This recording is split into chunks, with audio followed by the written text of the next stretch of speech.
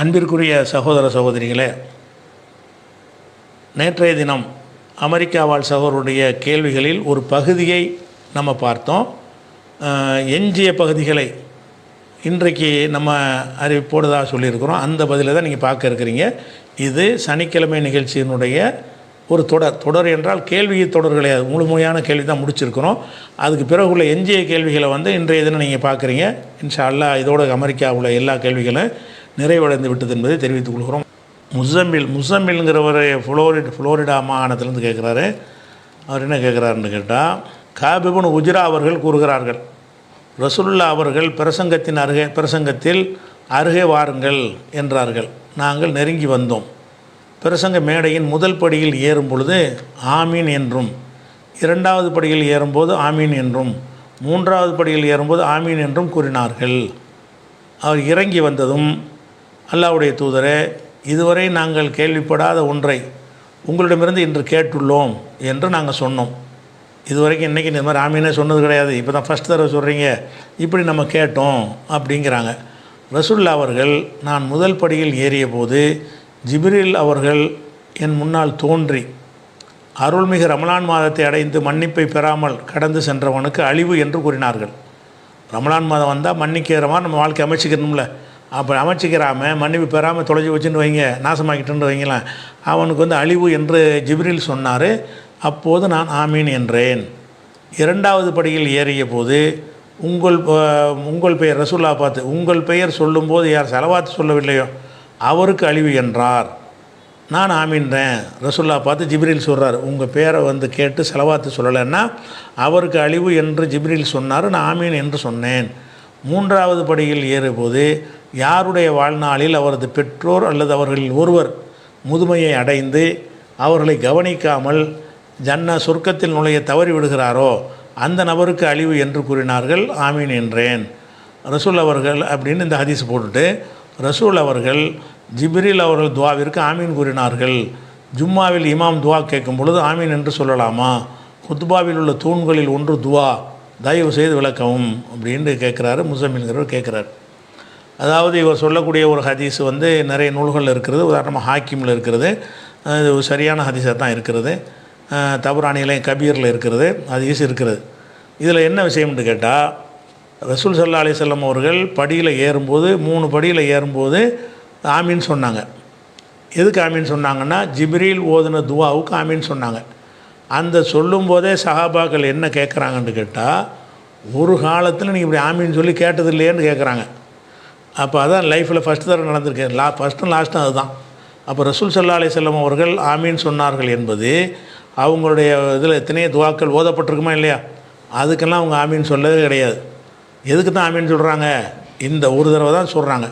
அப்போ இதில் என்ன நம்ம விளங்கணும்னு கேட்டால், ரசூலுல்லாவுக்கு இது வழக்கம் இல்லாமல் தான் சஹாபாக்கள் ஆச்சரியப்பட்டு கேட்குறாங்க. இதுவரைக்கும் இல்லாத ஒன்றை நீங்கள் செய்கிறீங்களேன்னு கேட்டால், இந்த ஆமீன் சொல்கிறது வழக்கம் ரசூலுல்லாட்ட இருக்கவே இல்லைன்னு விளங்குது.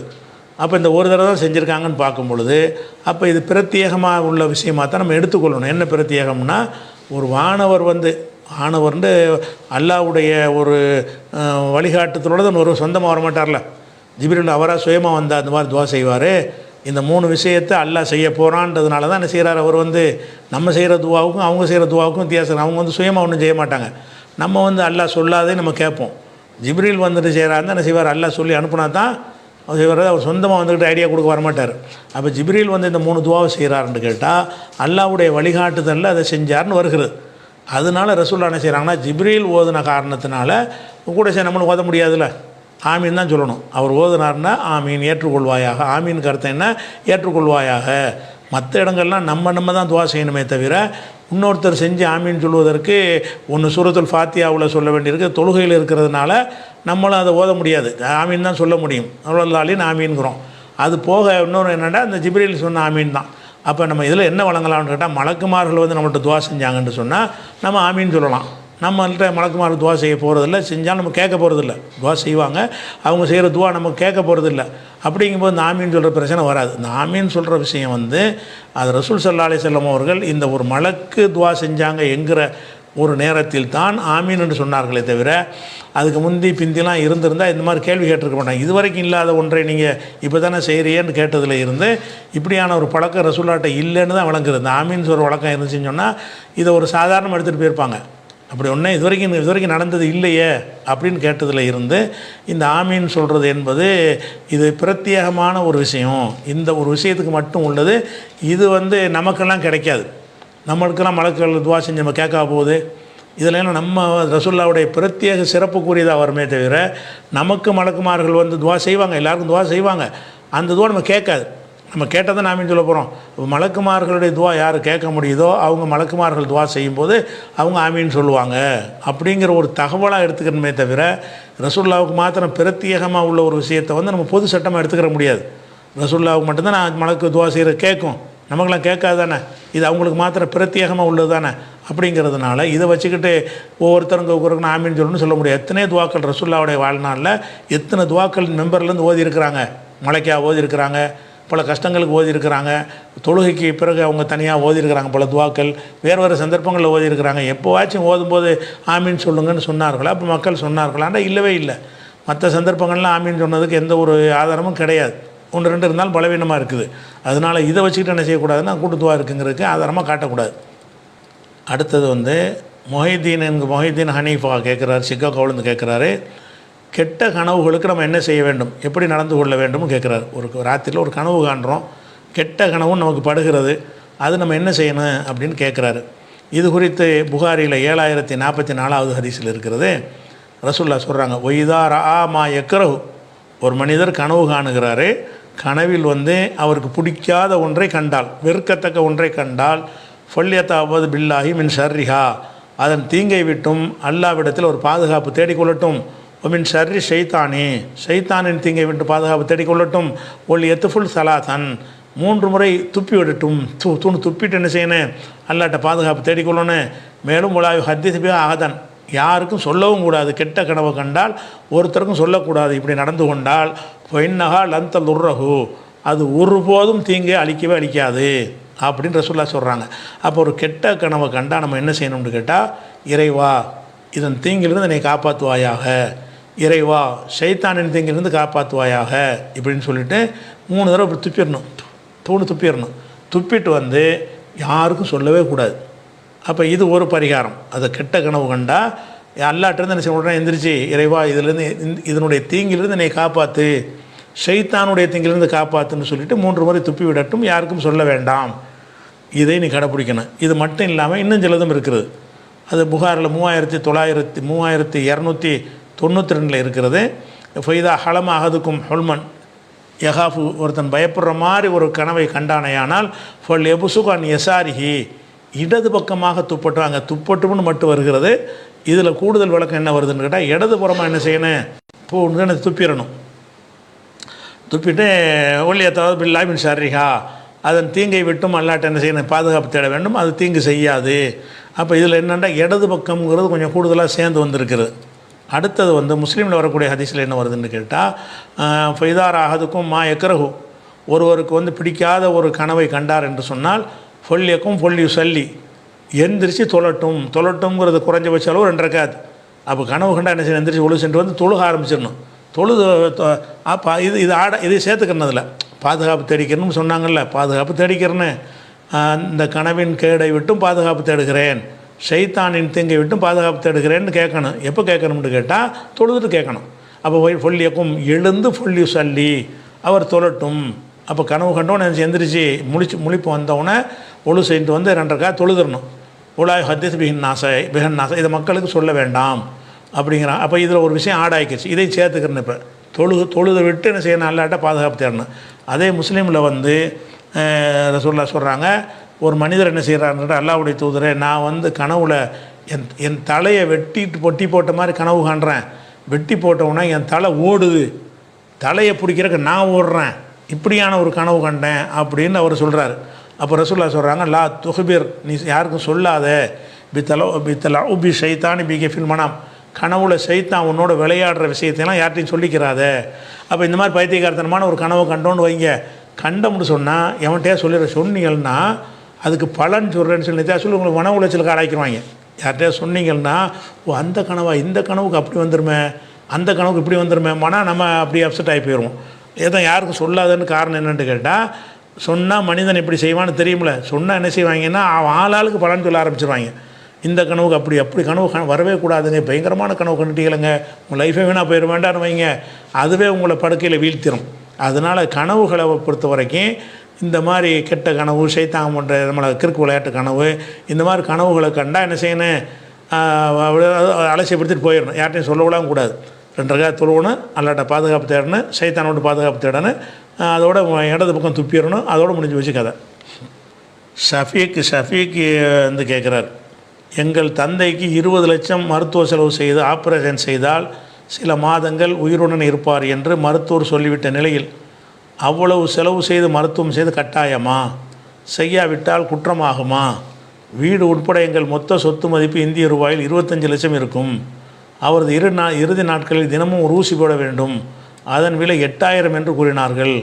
ஊசி போடாவிட்டால் இறந்து விடுவார் என்று கூறியதால் தொடர்ச்சியாக பல நாட்கள் மருத்துவமனையில் வைத்து ஊசி போட்டோம். இறுதியில் உயிர் பிரிந்தது. இதை செய்யாமல் இருந்திருந்தால் இதுவும் குற்றமா அப்படின்னு கேட்குறாரு. அதாவது ஒரு தந்தை இருக்கிறாரு, தந்தைக்கு மட்டும் இல்லை, யாராவோ தந்தையாக இருக்கலாம், பிள்ளையாக இருக்கலாம், பொண்டாட்டியாக இருக்கலாம், புருஷனாக இருக்கலாம், யாராவது இருக்கலாம்.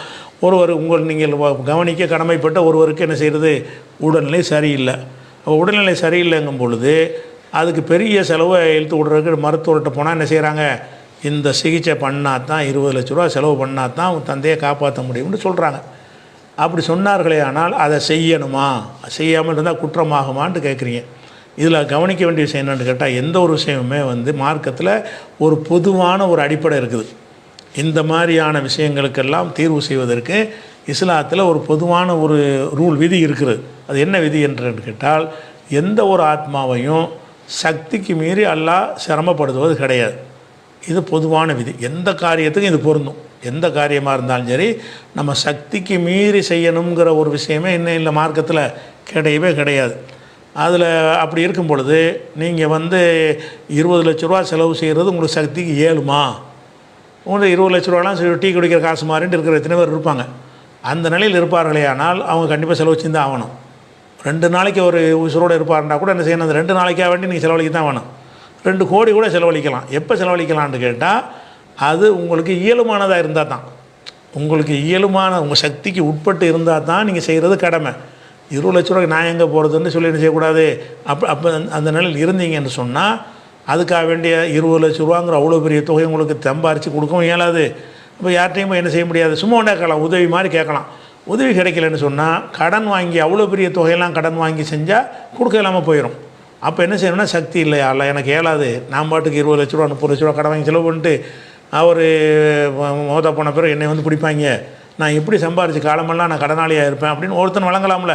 அப்போ நம்ம என்ன பார்க்கணும்னு கேட்டால், இந்த பணம்லாம் ஒரு மேட்டரே இல்லைன்ற மாதிரி சில பேர் இருப்பாங்க, மேல்தட்டு மக்கள் இருப்பாங்க. அப்படிப்பட்ட நிலையில் நீங்கள் இருப்பீர்களே, ஆனால் நீங்கள் அதை செலவழித்து தான் ஆகணும். ஏன்னு கேட்டால் இதெல்லாம் ஒரு சின்ன ஒரு டீ குடிக்கிற மாதிரி உங்களுக்கு 20 லட்சம் அப்படிப்பட்ட மக்களும் இருக்கிறாங்க சமுதாயத்தில். பணம்ங்கிற ஒரு பெரிய மேட்டரே இல்லை, அப்படி நிலையில் இருப்பார்களே, ஆனால் தகப்பனை காப்பாற்றுறதுக்கு, பொண்டாட்டியை காப்பாற்றுறதுக்கு, பிள்ளையை பார்க்காது, புருஷனை காப்பாற்றுறதுக்காக வேண்டி என்ன செய்யணும், அதை செலவு பண்ண வேணும், கண்டிப்பாக செலவு பண்ணணும். அதே நேரத்தில் நீங்களே ஒரு கம்மியான இதை நீங்கள் தான் தீர்மானிக்கணும். உங்களுடைய பொருளாதார தகுதி, எவ்வளோ சம்பாதிக்க முடியும், கொடுக்க முடியும், இந்த விஷயத்தை எல்லாம் நம்ம உங்களுக்கு சொல்லித்தர முடியாது. நீங்கள் தான் முடிவு பண்ணணும். நீங்கள் முடிவு பண்ணி பார்க்குறீங்க, முடியும் செலவழிச்சிட்டா நம்ம என்ன தெருவில் நின்றுவோமே, நம்ம இன்னும் அப்படி ஏற்பட்ட என்ன தான் கொஞ்சம் நாளைக்கு தான் இழுக்க போகுது, மரணம் என்றைக்கு வரப்போகுது. மரணம்ங்கிறது ஒரு மாதம் இருந்துட்டு போனார்னா ஒரு மாதம் முந்தி போயிடக்கூடாது, போகத்தான் போகிறார். அது எல்லாருக்கும் மரணம் வரத்தான் போகுது. இப்போ மரணத்தை நெருங்கி விட்டார் என்கிற ஒரு நிலையில் இருக்கும் பொழுது வைத்தியம் பண்ணுறது கட்டாய கடமை. எந்த அளவு கடமை என்று கேட்டால், சக்திக்கு உட்பட்டு தான் கடமை. இதை அல்லாஹ் பல இடங்களில் சொல்கிறான். எப்படி சொல்கிறான்னு கேட்டால், இப்போ கணவன் மனைவி சேர்ந்துருந்தவங்க விவாகரத்தாயிட்டாங்க.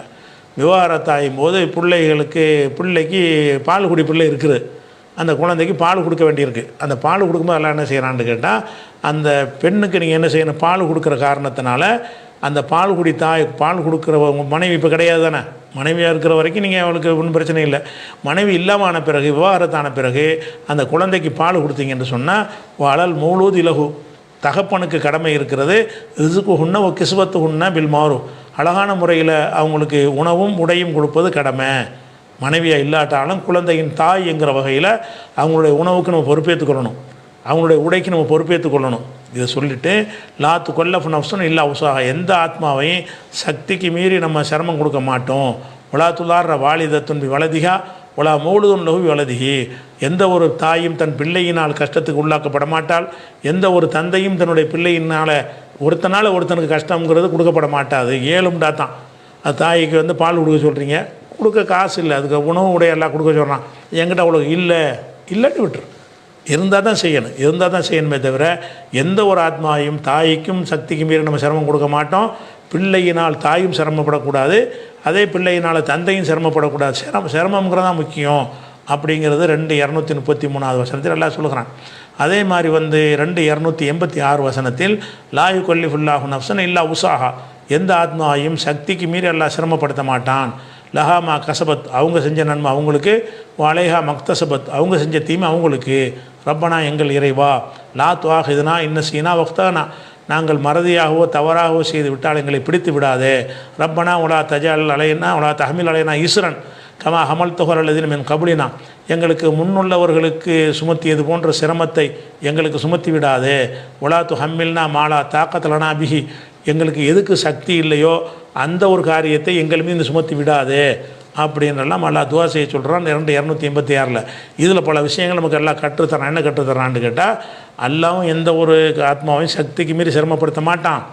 அதே மாதிரி அல்லாஹ் நம்மளை கேட்க சொல்கிறான், இறைவா எங்களுக்கு தாக்கத்து இல்லாத ஒன்றை எங்கள் மீது சுமத்தி விடாதே அப்படின்னு சொல்வதன் மூலமாக நமக்கு தாக்கத்து இருக்குமா, தாக்கத்துனா சக்தி இருக்குமா என்று நிச்சயனை பார்க்கணும். சக்தி இருந்தால் தான் அது கடமை, இல்லைன்னா தகப்பனாக இருந்தாலும் பிள்ளையாக இருந்தால் கூட அதுக்கு மேலேயெல்லாம் என்ன செய்ய முடியாது. என்ன அந்த நிலைக்கு வந்துட்டாருனால என்னாச்சு, 20 லட்ச ரூபா 30 லட்சம் செலவு செய்யணும்னா ஒரு பெரிய அளவான வியாதி வந்துருச்சுன்னு அர்த்தம்.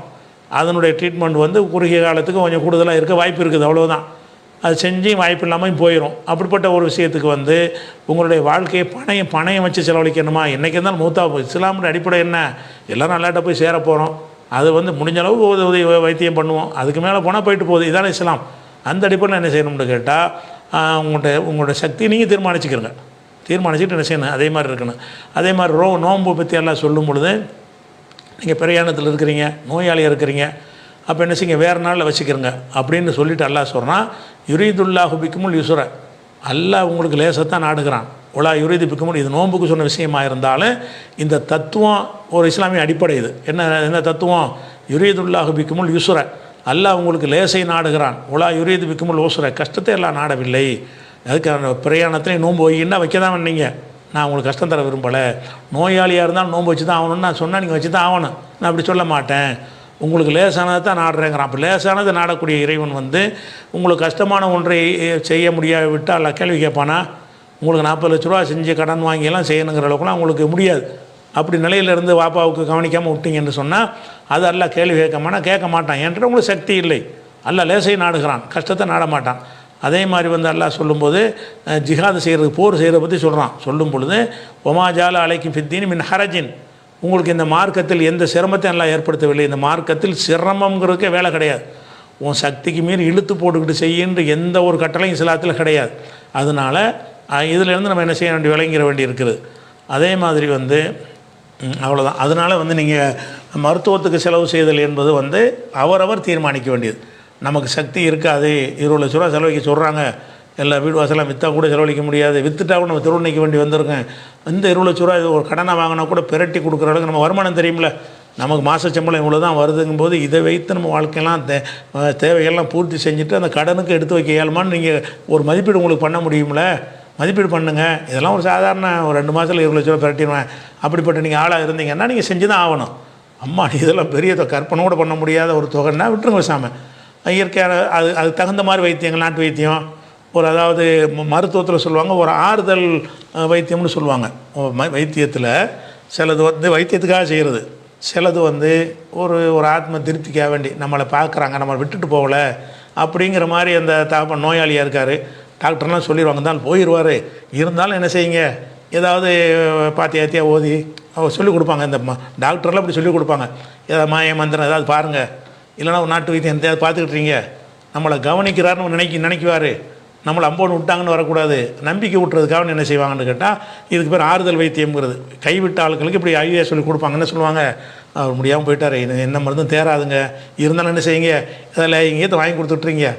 அப்போ என்ன செய்வார்னா, நமக்கு ஏதோ இருக்குது, லேகியத்தில் குணம் கிடைக்கும், நம்ம பிள்ளை நம்மளை கவனிக்குது அப்படிங்கிற அந்த மாதிரி போயிட வேண்டியதான். அப்படி இல்லைன்னா என்ன செய்யணும், அதுக்கு தகுந்த மாதிரி உள்ள ஏதாவது சின்ன சின்ன வைத்தியங்களை பண்ணி ஆறுதல் வைத்தியம் பண்ணி நம்மளை கைவிட்டாங்கன்னு ஒரு நினைக்காத அளவுக்கு நமக்கு ஓரளவுக்கு பார்க்கத்தான் செய்கிறாங்க அப்படிங்கிற மாதிரி நீங்கள் நடந்துக்க வேண்டியதான். ஃபௌசியாங்கிறவங்க கேட்குறாங்க. ஃபௌசியா என்ன கேட்குறாங்கன்னா, மோனிஷுங்கிறதுன்னு கேட்குறாங்க. என்ன கேட்குறாங்கன்னா, நோன்பு வைத்து ஏழைக்கு உணவளித்தல், ஜனாசாவை பின்தொடர்தல் ஆகிய 4 காரியங்களை செய்தால் சொர்க்கம் செல்வார் என்ற ஹதீஸை செயல்படுத்தும் நோக்கில் நோயாளியை தொலைபேசி மூலம் நலம் விசாரிக்கலாமா? காய்ச்சல் தலைவலி உள்ளவர்களும் நோயாளியாக ஆவார்களா? ஜனாசாவை முதலில் வீட்டிலிருந்து பள்ளிக்கும் பிறகு அங்கிருந்து கபிரிஸ்தானுக்கும் எடுத்து சொல்கிறார்கள், இரண்டையும் பின்தொடர வேண்டுமா அப்படின்னு கேட்குறாரு. இவர் எது கேட்குறாருன்னு கேட்டால், ஒரு ஹதீஸ் அடிப்படையில் அவர் கேட்குறார். என்ன ஹதீஸ்ன்னு கேட்டால், ரசூல் ஸல்லல்லாஹு அலைஹி வஸல்லம் சொல்கிறாங்க, மக்கள்கிட்ட கேட்குறாங்க, சுபு தொழுதோன்னு மக்கள்லாம் இருப்பாங்கள்ல, மக்கள்கிட்ட கேட்குறாங்க, இன்றைக்கி யாராச்சும் நோன்பு வச்சுருக்கீங்களான்னு கேட்குறாங்க, இன்றைக்கி யாராவது நோம்பாளியாக இருக்கிறீங்களான்னு கேட்குறாங்க. அப்போ அபூபக்கர் நிறைய பேர் இருந்தாங்க, அபூபக்கர் மட்டும் என்ன செஞ்சார், நான் இன்றைக்கி நோன்பு அப்படின்னு சொன்னார். அப்புறம் அடுத்த ரசூல்லா கேட்குறாங்க, ஃபமன் தபிய மின்கும் மூலியமாக ஜனாசத்தன், இன்றைக்கு ஏதாவது ஜனாசாவை யாராச்சும் நீங்கள் பின்தொடர்ந்து போனீங்களா அப்படின்னு கேட்குறாங்க. அப்போ அபூபக்கர் சொல்கிறாரு, நான் போனேன் அப்படின்னு அவர் சொல்லிட்டார். அப்புறம் கேட்குறாங்க, ஃபமன் அத்தாம மின்குமுல் யோம மிஸ்கீனன், ஃபமன் அத்தாம மின்குமுல் யோம மிஸ்கீனன், இன்றைக்கி யாராவது ஒரு மிஸ்கீனுக்கு சோறு போட்டிங்களா அப்படின்னு கேட்பாங்க, உணவு கொடுத்தீங்களான்னு. அப்போ அபூபக்கர்னா நான் போட்டேன் பாரு. அடுத்த ரசூல்லா கேட்பாங்க, ஃபமன் ஆத மின்குமுல் யோம மரிலன், இன்றைக்கு ஏதாவது நோயாளிகளை நீங்கள் யாராவது போய் நோய் விசாரிக்க போனீங்களான்னு கேட்பாங்க. அபூபக்கர் நான் தான் பாரு. அப்போ நாளையும் அவர் செஞ்சுருக்கிறார். ரசூல்லா 4 விஷயத்தை கேட்குறாங்க. என்ன கேட்குறாங்கன்னு கேட்டால், யாராச்சும் நோன்பு வச்சுக்கிறீங்களா, அதில் ஜனாசாவை ஃபாலோ பண்ணி போனீங்களா, ஒரு ஏழைக்கு உணவு கொடுத்தீங்களா, நோயாளியை விசாரிச்சிங்களா, இந்த 4ஐயும் கேட்குறாங்க. 4ஐயுமே செஞ்சேன்னு ஒருத்தர் தான் சொல்லியிருக்கிறார். அப்போ ரசூல்லா சொல்கிறாங்க, மஜ்தமான ஃபிம்ரின், எந்த ஒரு மனிதன்ட்டு இந்த அனைத்தும் ஒன்று சேர இருக்கிறதோ இல்லாத ஹலால் ஜன்னா, அவர் சொர்க்கம் செல்லாமல் இருப்பதில்லை. இவர் இந்த 4 சேர்ந்து ஒருத்தர் செஞ்சிட்டாருன்னு சொன்னால் கன்ஃபார்மாக சொர்க்கம்தான் அப்படின்ட்டாங்க. அப்போ இந்த மாதிரி இதைத்தான் வச்சு கேட்குறாரு. இந்த 4 விஷயத்தை சொர்க்கத்துக்கு போகிறதுன்னு சொல்லியிருக்கிறாங்கல்ல, அதில் நோயாளியை விசாரிக்கிறதுன்னு ஒன்று வந்திருக்குது. நோயாளி நான் இந்த நன்மை அடைய நான் நினைக்கிறேன், சொர்க்கத்துக்கு போக நினைக்கிறேன், நோயாளி விசாரிக்கணும். நோயாளியை விசாரிக்கிறது தொலைபேசியில் விசாரிக்கிறது வருமா? அதான் கேள்வி. என்னென்னு கேட்டால், தொலைபேசியில் விசாரித்தால் அது வருமா? ரெண்டாவது சின்ன சின்ன தலைவலி காய்ச்ச இதெல்லாம் அதில் வருமா அப்படின்றது கேட்குறார். அடுத்து ஜனாசா பின்தொடர்றது அந்த 4 காரியத்தில் வருதில்ல. ஜனாசா பின்தொடர்றதுன்னா இங்கேருந்து பள்ளியாசலுக்கு எடுத்துகிட்டு போகிறாங்க, பள்ளியாசலுக்கு கபிரிஸ்தானுக்கு கொண்டு போகிறாங்க, ரெண்டையும் பின்தொடரணுமான்னு 2 கேள்வி கேட்குறார். ஃபஸ்ட்டு என்னென்னு கேட்டால், நோயாளியை விசாரிக்கிறத பொறுத்த வரைக்கும் அதில் ஒரு அம்சம் இருக்குது. என்ன அம்சம்னு கேட்டால், நோயாளியை நம்ம விசாரிக்க போவது நோயாளிக்கே பாதிப்பாக இருக்குன்னு வைங்க, அப்போ விசாரிக்க போகக்கூடாது. நோயாளியை விசாரித்தல் என்பதை நம்ம போட்டு கூட போயிட்டு அவருக்கு டிஸ்டர்ப் பண்ணுற மாதிரி சிலது இருக்குமா இல்லையா, அந்த மாதிரியான நோய்களும் இருக்கிறது. யாராச்சும் பார்க்க மாட்டாங்களான்ற நோயாளியும் இருக்கிறாங்க. நோயாளிகளில் சில பேர் நம்ம நோயாளி இருக்கணும்னு ஒருத்தரும் விசாரிக்கலையே அப்படின்னு நினைக்கக்கூடிய நோயாளிகள் இருப்பாங்க. அவங்களுக்கு அந்த ஒரு தனிமையை இருளடைஞ்ச மாதிரி இருக்கும். அவங்களுக்கு யாராவது ஒரு பார்த்தோம்னு சொன்னால், பார்த்து துவா செஞ்சோம்னு சொன்னால் ஒரு ஆறுதலாக இருக்கும். அப்படியான நோய்களும் இருக்கிறது. இன்னொரு நோய் என்னென்னு கேட்டால், அவனை வேதனை இருந்துக்கிட்டு இருப்பான். நம்ம போய் 1.5 மணி நேரம் உட்காந்துட்டு நீங்கள் போனதுக்காக என்ன செய்வான்னா, எந்திரிச்சு உட்கார வேண்டியதில்லை வரும். படுத்து கிடக்கிறவன் உங்களுக்காக கஷ்டப்பட்டு சிரமப்பட்டு உட்கார வச்சு அவன் என்னடா எப்படா இவன் போவான் அப்படிங்கிற ஒரு நிலையிலையும் நோய் இருக்கத்தானே செய்யும். நோய்ங்கிறது 2 வகை இருக்குது.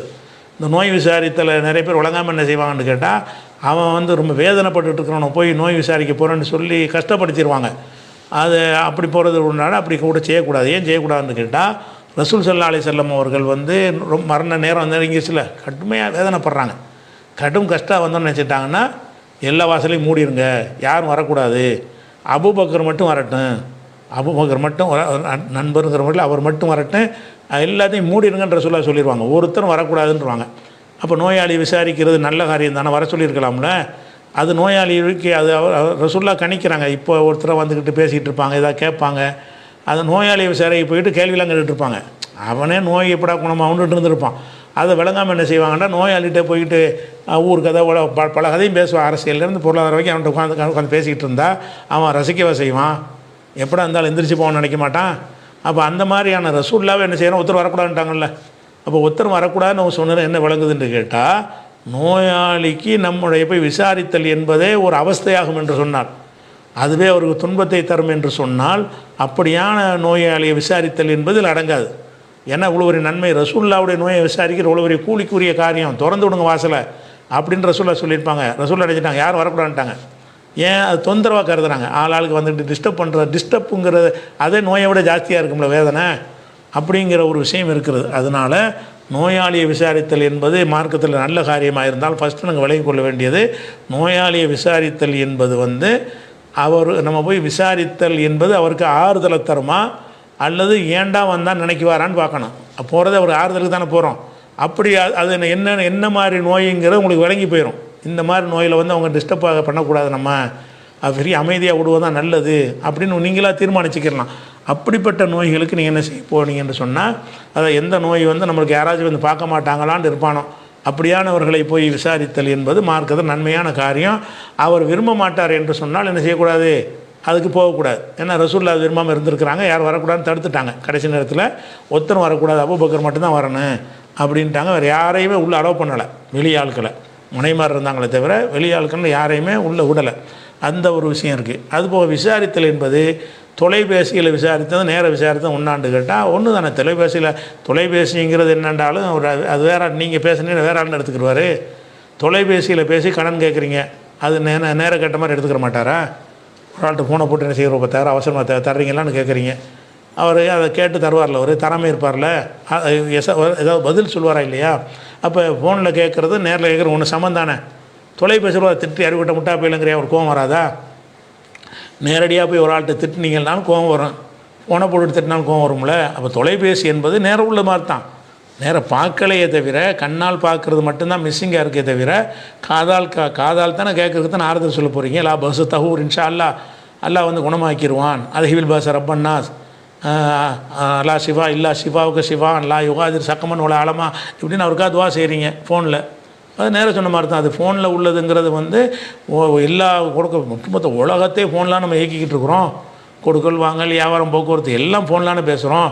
அது மாதிரி தான் நோய் விசாரித்தல் என்பது எதில் வரும், நீங்கள் இன்னார் தான் தெரிஞ்சு நீங்கள் ஃபோனில் கேட்டிங்கன்னு சொன்னால் அவருக்கு நீங்கள் தான் விசாரிக்கணும், அவருக்கு தெரியும். நீங்கள் சொல்ல ஆறுதல் மொழி அவருக்கு விளங்கும்.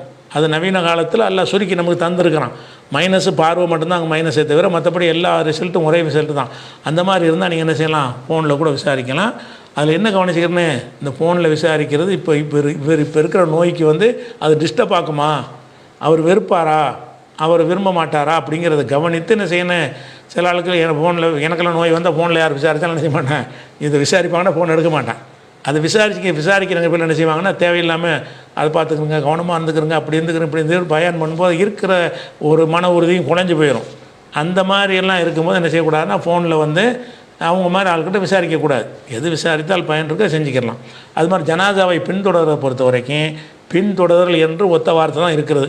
பின்தொடரலுங்கிற முழுமை என்னன்னு கேட்டால், எந்த ஒன்றுக்குமே ஒரு முழுமை என்னென்னு கேட்டால் ஸ்டார்டிங்லேருந்து கடைசி வரைக்கும் தான். அதான் பின்தொடர்தல் பாதி வந்துச்சுன்னா பாதி தான் பின்தொடருதுங்கன்னு அர்த்தமாகும். பின்தொடர்தல் என்பதனுடைய முழுமை அர்த்தம் என்னென்னு கேட்டால், ஜனாசாவை தூக்குண்டிலேருந்து கபிரிஸ்தானுக்கு போகிற வரைக்கும்னா பின்தொடர்தல். அது பள்ளிவாசல் வரைக்கும் போயிட்டு அப்படின்னு கபிரிஸ்தானுக்கு போனாலும் சரி, நேராக கபிரிஸ்தானுக்கு போனாலும் சரி, துவக்கத்திலிருந்து கடைசி வரைக்கும் வந்தால் தான் நீங்கள் பின்தொடர்ந்தீங்க என்று வரும். பாதி போனீங்கன்னா பாதிக்குள்ள நன்மை கிடைக்கும். அந்த அளவுக்கு போனதுக்குரிய நன்மை அல்லாஹ் தருவானே தவிர எந்த ஒரு காரியத்துக்கும் அதனுடைய முழுமையை தான் நம்ம என்ன செய்யணும், எடுத்துக்கொள்ளணும். இது நம்ம அதில் புரிந்து கொள்கிற விஷயம், நேரடியாக அப்படி ஒன்றும் கிடையாது. அடுத்ததாக நபி ஸல்லல்லாஹு அலைஹி வஸல்லம் அவர்கள் உணவில் ஊதுவதை தடை செய்திருப்பதை நான் அறிவேன், அதை குளிர்விக்க ஊதுவது தவறாகுமா? பல ஆன்லைன் ஃபத்வா தளங்கள் ஊதுவது ஹராம் என்று பல ஹதீஸ்களை குறிப்பிடுகின்றனர், அது சரியா அப்படின்னு கேட்குறாரு. ஒரு தண்ணி எடுக்கிறோம், ஊதி குடிக்கிறது சரியா சரி இல்லையான்னு கேட்டால், சரி இல்லைங்கிறதுக்கு நிறைய ஹதீஸ்கள் காட்டுறாங்க. உதாரணமாக புகாரியில் 153வது ஹதீஸில் இருக்கிறது, இதா ஷரிபாகதுக்கும் ஃபலாயத்த நஃபஸ் ஃபில் இனாய், உங்களில் ஒருவர் அருந்தும்போது பருகும் பொழுது பாத்திரத்தில் ஊத வேண்டாம், ஊதி பாத்திரத்தில் ஊதி குடிக்க வேண்டாம் அப்படின்னு குடிக்கும்போது அப்படி குடிக்காதீங்க அப்படின்னு ரசூலுல்லாஹ் சொன்னதாக புகாரில் 153வது ஹதீஸ் இருக்கிறது. அதே நேரத்தில் வந்து அதே புகாரியில் வந்து ரசூலுல்லாஹ் ஊதி குடித்தாங்கன்னு வருது. அதே புகாரியில் 5631வது ஹதீஸில் இருக்கிறது. கான அனசுன் எத்தனஃபஸ் ஃபில் இனாயி மர்ரத்தைனி அவ் சலாத்தன்.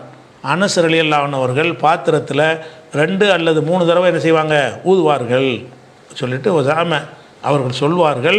அண்ணன் நபி ஸல்லல்லாஹு அலைஹி வஸல்லம் கான எத்தனஃபஸ் சலாத்தன். ரசூலுல்லாஹ் 3 தடவை ஊதி குடிப்பாங்க.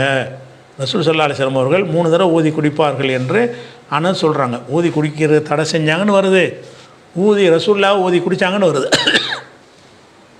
அப்போ இந்த மாதிரி வருதுன்னு சொன்னால் என்னென்னு விளங்கிக்கிறது, ரெண்டுமே வருது. ஊதி குடி தடை செஞ்ச மாதிரி ஹதீஸ் வருது, ஊதுனாங்கங்கிற ஹதீஸும் வருகிறது. 3 தடவை ஊதினாங்கன்றது முஸ்லீமில் புகாரில் எல்லாத்துலேயுமே வருகிறது. அனஸ் தான் இதை அறிவிக்கிறாங்க.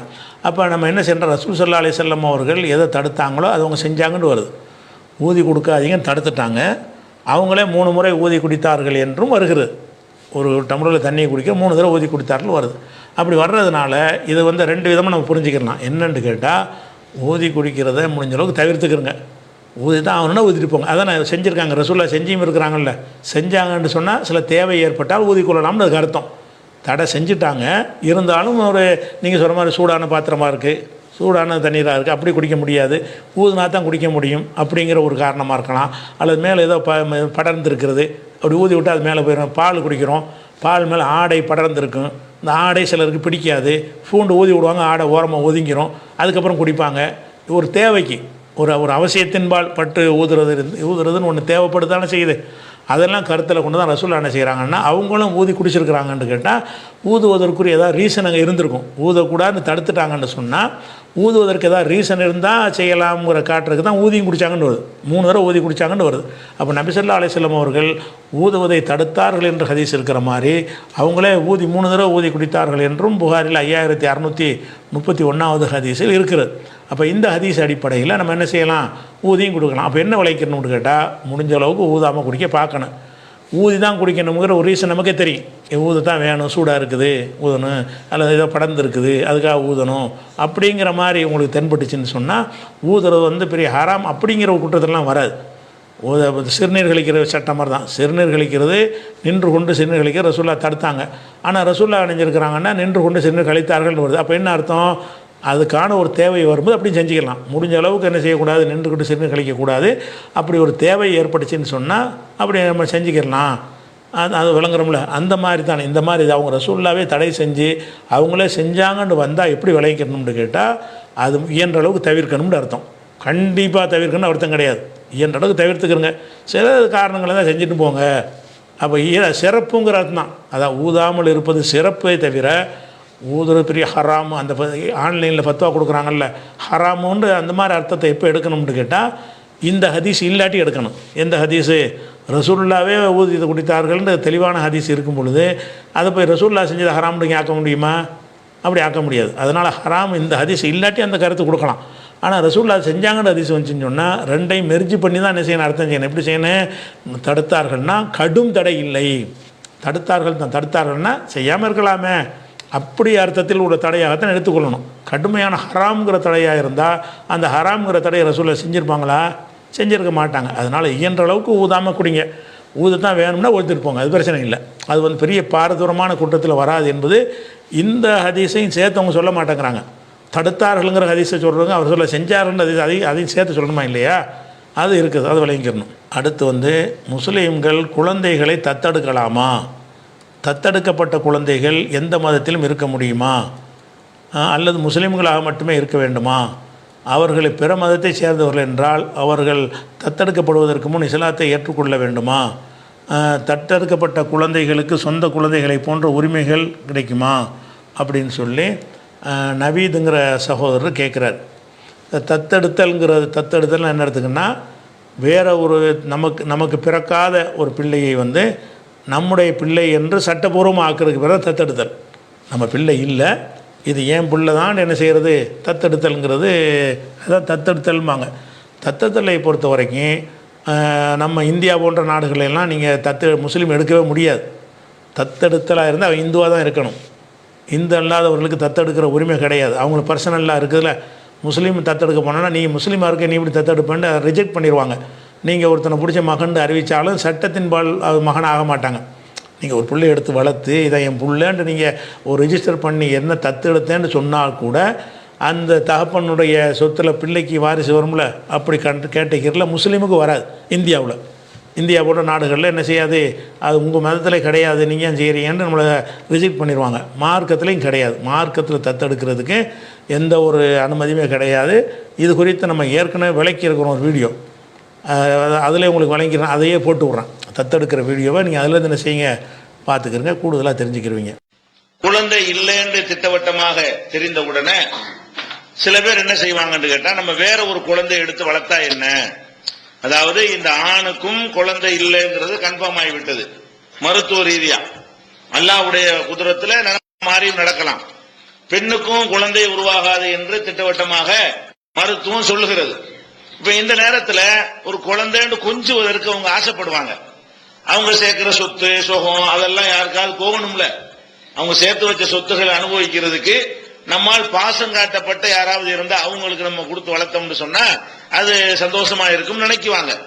அவங்களுடைய தள்ளாத வயசுல உதவுவதற்கு இந்த பாசத்தை கொட்டி வளர்த்தா என்ன செய்வாங்க, அந்த குழந்தைகள் நமக்கு உதவியா இருக்கும் என்ற மாதிரி எல்லாம் நினைத்து கொண்டு ஒரு குழந்தையை பிள்ளையாக எடுத்து வளர்க்கலாமே அப்படின்ற ஒரு எண்ணம் பல பேருக்கு இருக்கிறது.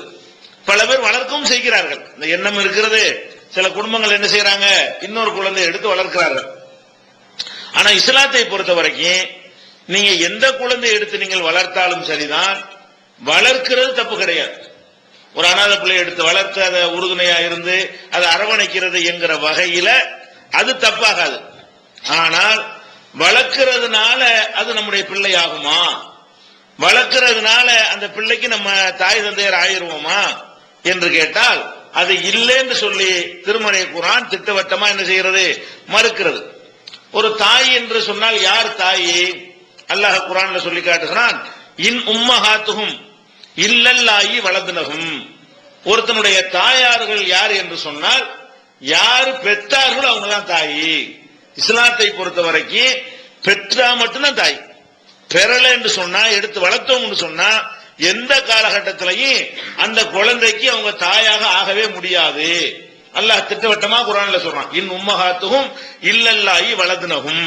யாரு பெற்றார் வயிற்றுல சுமந்து பெறுகிறார்களோ அவங்க தான் தாய், அவங்கள தவிர யாரும் தாயாக முடியாது. அப்ப தாய்க்கு அது மாதிரி எல்லாம் சொல்லிவிட்டான். தகப்பனுக்கு அதுக்கும் அதே மாதிரி எல்லாம் சொல்லி காட்டுகிறான், மா ஜால அதுயாக்கும் அப்னாக்கும். நீங்கள் எடுத்து வளர்க்கக்கூடிய பிள்ளைகளை உங்கள் பிள்ளைகளாக அல்லாஹ் ஆக்கவில்லை. ஆம்பளையில பார்த்து அல்லாஹ் சொல்றான், நீங்கள் வளர்க்கிற பிள்ளைகளை உங்கள் சொந்த பிள்ளைகளாக அல்லாஹ் ஆக்க மாட்டான். அல்லாஹ்விடத்தில் அது உங்க பிள்ளை இல்ல அப்படின்னு எல்லாம் சொல்லி காட்டுறான். இன்னொரு இடத்துல சொல்லி காட்டுறான், உதுஊஹும் லிஆபாயிஹிம். இந்த மாதிரியான பிள்ளைகளை நீங்க வளர்த்தாலும் அவங்களுக்கு தகப்பன் ஒருத்தர் இருப்பார்ல, அவர் பேரோட தான் நீங்க அழைக்கணும். இன்சியல் அங்கதான் போடணும். நீங்க அப்துல் காதர் எடுத்து வளர்த்தீங்க, இப்ராஹிம் தான் அந்த குழந்தைக்கு தகப்பனார்னு சொன்னா இப்ராஹிம் மகன் தான் நீங்க சொல்லணுமே தவிர உங்களுக்கு பிறக்காத ஒரு பிள்ளைய உங்க மகன் என்ன செய்யக்கூடாது, சொல்லக்கூடாது. சூரத்துல் அஹ்ஸாப் 33வது அத்தியாயத்துல 4வது 5வது வசனங்களில இந்த சட்டங்களை அல்லாஹ் தெளிவாக நமக்கு சொல்லி காட்டுகிறான். அப்ப குழந்தையை வளர்க்கிறது உதவி செய்தல் என்ற அடிப்படையில் தான் இஸ்லாத்துல அது அங்கீகரிக்கப்படுமே தவிர பிள்ளைகள் ஆவாங்களான்னா ஆக மாட்டார்கள். இதுல ரெண்டுக்கு என்ன வித்தியாசம்? பிள்ளைகள் ஆவாங்கன்றா அதுக்கு என்ன, அது அதனுடைய ரிசல்ட் என்ன? பிள்ளை ஆக மாட்டாங்கன்னா என்ன ரிசல்ட் என்று பார்த்தால், ஒரு குழந்தைய வளர்க்குறீங்க, யாரோ எவரோ அந்த குழந்தை யாருன்னு உங்களுக்கு தெரியாது, உங்களுக்கு எந்த விதமான உறவும் இல்லாத ஒரு குழந்தைய நீங்க வளர்க்குறீங்கன்னு வைங்க. ஒரு 18 வயசுல ஒரு பெண்ணு ஒரு குழந்தை எடுத்து வளர்க்குறான்.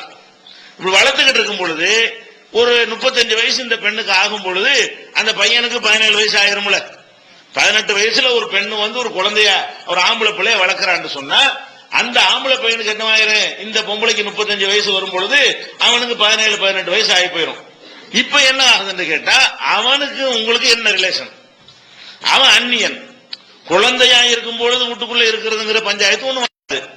ஆனால் நீங்க வளர்த்த பையன் ஒரு குறிப்பிட்ட வாலிப பருவத்தை அடையக்கூடிய நேரத்துல அவன் அந்த பெண்ணோட சேர்ந்து இருக்கும் பொழுது அம்மாவோட சேர்ந்து இருந்தான் என்று இஸ்லாம் எடுத்துக்கொள்ளாது.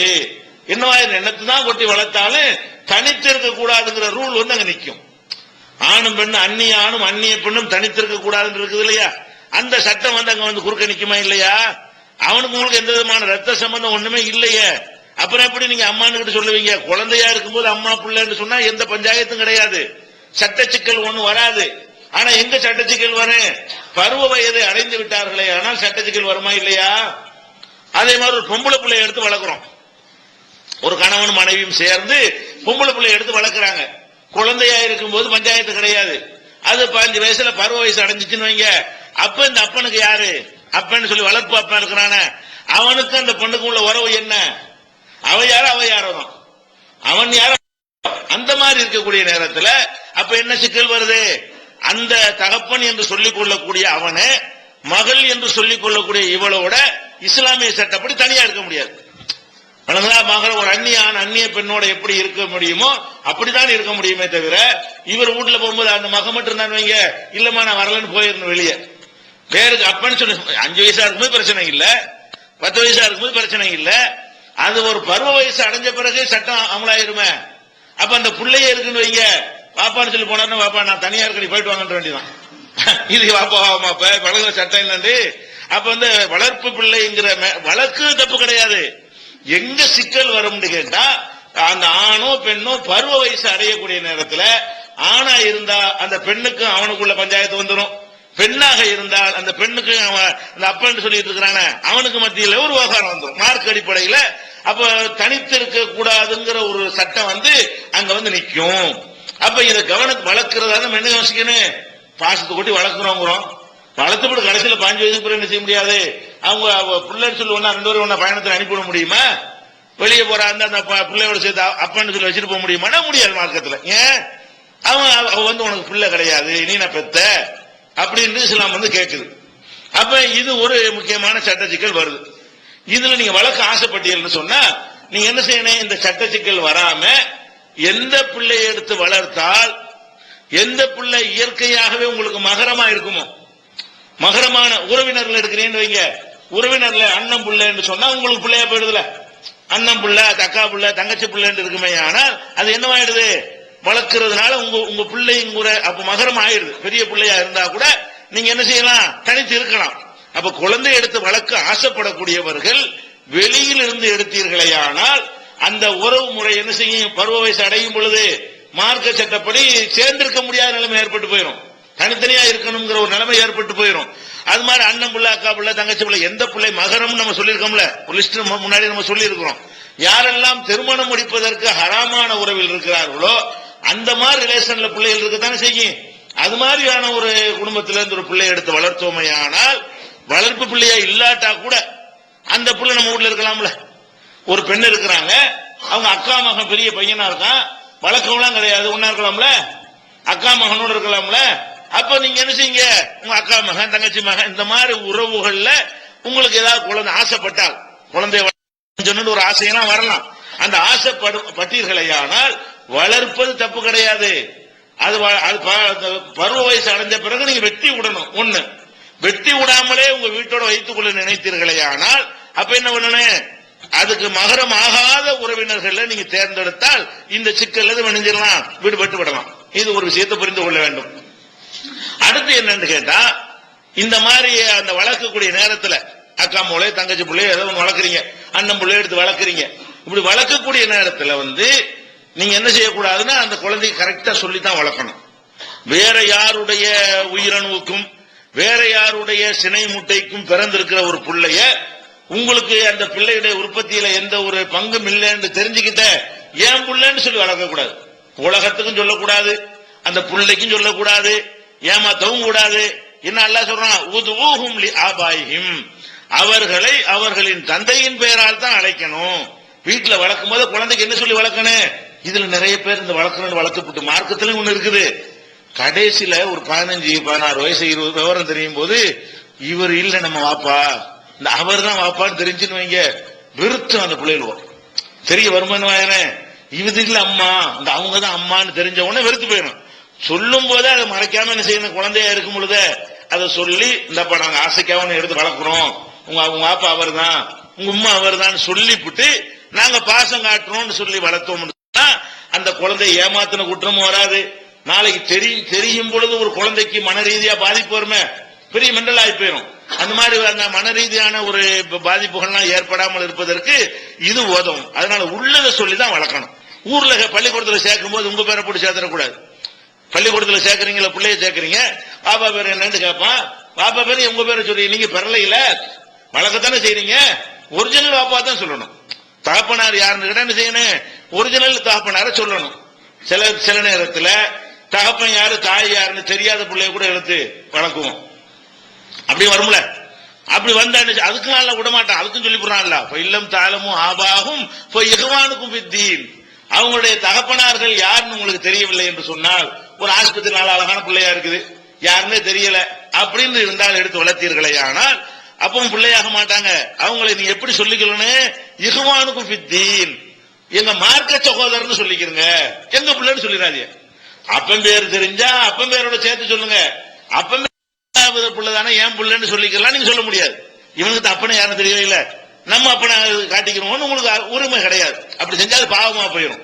அப்ப அந்த மாதிரி உங்களுக்கு யாருன்னு தெரியவில்லை என்று சொன்னால் இகுவானுக்கும் வித்தீன், மார்க்க சகோதரன் சொல்லிக்கிறேங்க. இவன் யாரு, மார்க்க சகோதரன் அப்படின்னு சொல்லணுமே தவிர என்ன செய்யக்கூடாது, இவனுக்கு நான் தான் தகப்பன் கூடாது. தகப்பன் யாருன்னு தெரியாத காரணத்தினால எல்லாம் நீங்கள் தகப்பன் ஆக மாட்டீங்க. தாய் யாருன்னு தெரியாத காரணத்தினால எல்லாம் தாய் ஆக மாட்டீங்க. இந்த ஃபார்மாலிட்டியா தாயின்னு சொல்ற தாய்மார்களேங்கிறோம், அந்த தாய் வேற, சும்மா சொல்லிக்கிறது வேற. தாய் தான் சொல்லி என்ன செய்யக்கூடாது. ஒரு கடையில ஜாமான் என்னமா அடுத்த ஒரு பொம்பளை கேட்போம், அம்மா நீங்க சொல்லுங்க அம்மா, நான் உனக்கு அம்மா வரான பெத்தன்னு கேட்டக்கூடாது. அந்த அம்மாவுக்கு என்ன அர்த்தம், சும்மா சாதாரண பேச்சு வாக்குல உள்ள அந்த வார்த்தை நீங்க பயன்படுத்திக்கலாம், சீரியஸா சொல்லக்கூடாது. அதனுடைய யதார்த்தமான ஒரு அர்த்தத்துல என்ன செய்யக்கூடாது, சகோதரர்களே கூப்பிடுறோம், நம்ம எல்லாத்துக்கும் ஒரே தாய் கேட்கலாமா, அது சகோதரர் பேசுறோம்ல, அந்த மாதிரியான வார்த்தைகள் பயன்படுத்துற மார்க்கத்தில் தப்பு இல்ல.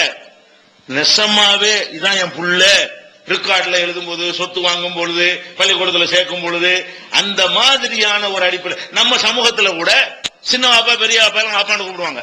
சில ஊர்கள் என்ன செய்வாங்க, சின்ன வாப்பான்னு சொல்லி கூப்பிடுற ஊர்களும் இருக்குது, பெரிய வாப்பான்னு கூப்பிடுற ஊர்களும் இருக்கிறது. சின்ன வாப்பா பெரிய வாப்பா எப்படிதான் கூப்பிடுவாங்க, வாப்பான்னு கூப்பிடக்கூடிய ஊர்களும் இருக்கிறது. அதெல்லாம் தப்பு கிடையாது. பாப்பானா அந்த என்ன அர்த்தத்துல நம்ம விளங்கி தானே சொல்றோம், மேடையில சொல்ற மாதிரி தான், தாய்மார்களே சகோதரர்கள்ங்கிற மாதிரி அப்படி சொன்னால் பிரச்சனை இல்ல. நான் தான் அப்பன்னு சொன்னா விபரீதமா போயிடும், விவகாரமா போயிடும். சரியா, அந்த மாதிரி சொல்லக்கூடாது. அப்ப இந்த தத்தெடுத்தல் என்பது இது ஒரு ரூல் வருது. அடுத்து என்னன்னு கேட்டா, வாரிசு உரிமை இருக்கு இல்லையா, வாரிசு உரிமை. தகப்பன் சொத்துல இருந்து பிள்ளைக்கு பங்கு இருக்குது, தாய் சொத்துல இருந்து பிள்ளைக்கு பங்கு இருக்கிறது. நீங்க ஒரு பிள்ளை எடுத்து வளர்த்துட்டீங்க, நீங்க வளர்த்துக்கிட்டு இருக்கும்போது திடீர்னு மண்டைய போட்டீங்க, இறந்துட்டீங்க. உங்க சொத்து வளர்ப்பு பிள்ளைக்கு போகுமா? இந்து லாவுல போகும், இஸ்லாம் லாவுல போகாது. இந்து சட்டப்படி என்ன செய்யும், வளர்ப்பு பிள்ளைகள் பிள்ளைகள் தான், பிள்ளைகள் அந்தஸ்துன்னு வந்துடும்.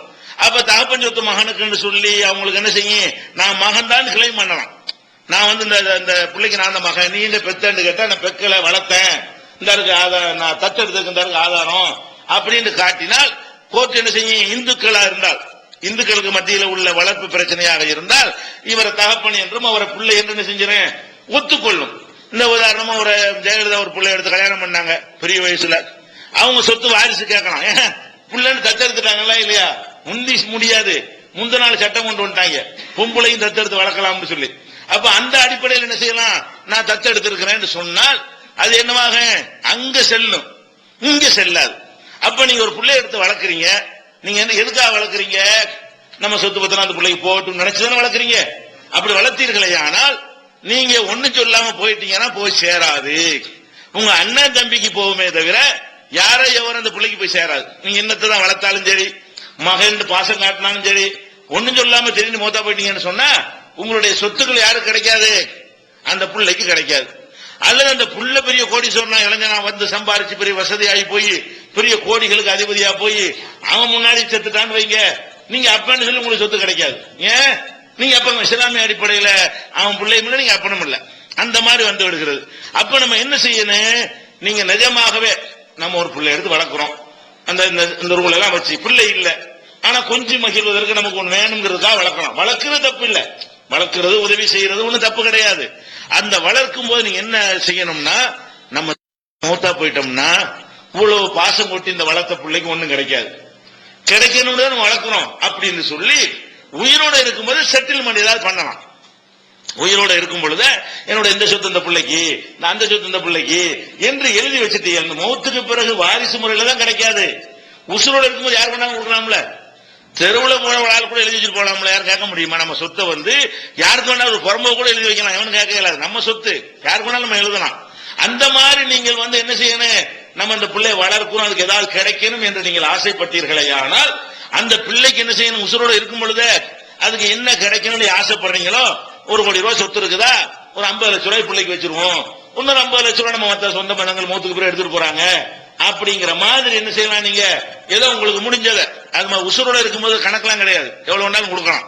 அந்த மாதிரி வந்து எழுதி வச்சுட்டு தான் நீ செய்யணுமே தவிர மௌத்தா போனா வாரிசு முறையில கிடைக்குன்னு நினைச்சேன்னு வைங்க, கிடைக்காது. இஸ்லாமிய சட்டத்திலையும் கிடைக்காது, இந்தியாவுடைய சட்டத்திலையும் முஸ்லீம்கள் சொல்லிட்டு உங்களுக்கு கிடைக்காது. இந்தியாவில் முஸ்லீமுக்கு என்ன சட்டம்? பர்சனலா இருக்குது. இவங்க முஸ்லீம் அதனால கிடைக்காதுன்னு கோர்ட்டு போட்டா கோர்ட் என்ன சொல்லுவான்? ஆமா இஸ்லாமியர்களுக்கு அந்த சட்டம் கிடையாதுன்னு உங்களுக்கு கிடைக்காது. நம்ம இந்தியாவில் இருக்கிறோம், இஸ்லாமிய சட்டம் பாதிக்காதுன்னு நினைக்க கூடாது, பாதிக்கும்.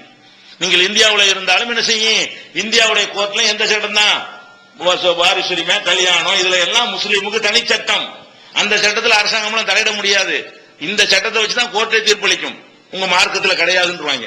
கோர்ட்டுக்கு போனா இந்துக்களுக்கு தான் அந்த சட்டம், முஸ்லீமுக்கு கிடையாதுன்றான். அதனால நீங்க என்ன செய்யணும்? இந்த வளர்ப்பு விஷயத்தை இந்த மாதிரி புரிந்து கொள்ள வேண்டும். அடுத்தது, கணவனுக்கு பிடிக்காத நபரை மனைவி அனுமதிக்க கூடாது என்பது ஹதீஸில் உள்ளது. இது மனைவிக்கு பொருந்துமா அப்படின்னு கேட்குறாங்க. மனைவிக்கு பொருந்தாது. அதாவது ரசூலுல்லாஹ் என்ன செய்கிறாங்கன்னு கேட்டால், அதை வீடு வந்து கணவனுடைய வீடு, நல்லா விளைவிக்கணும்.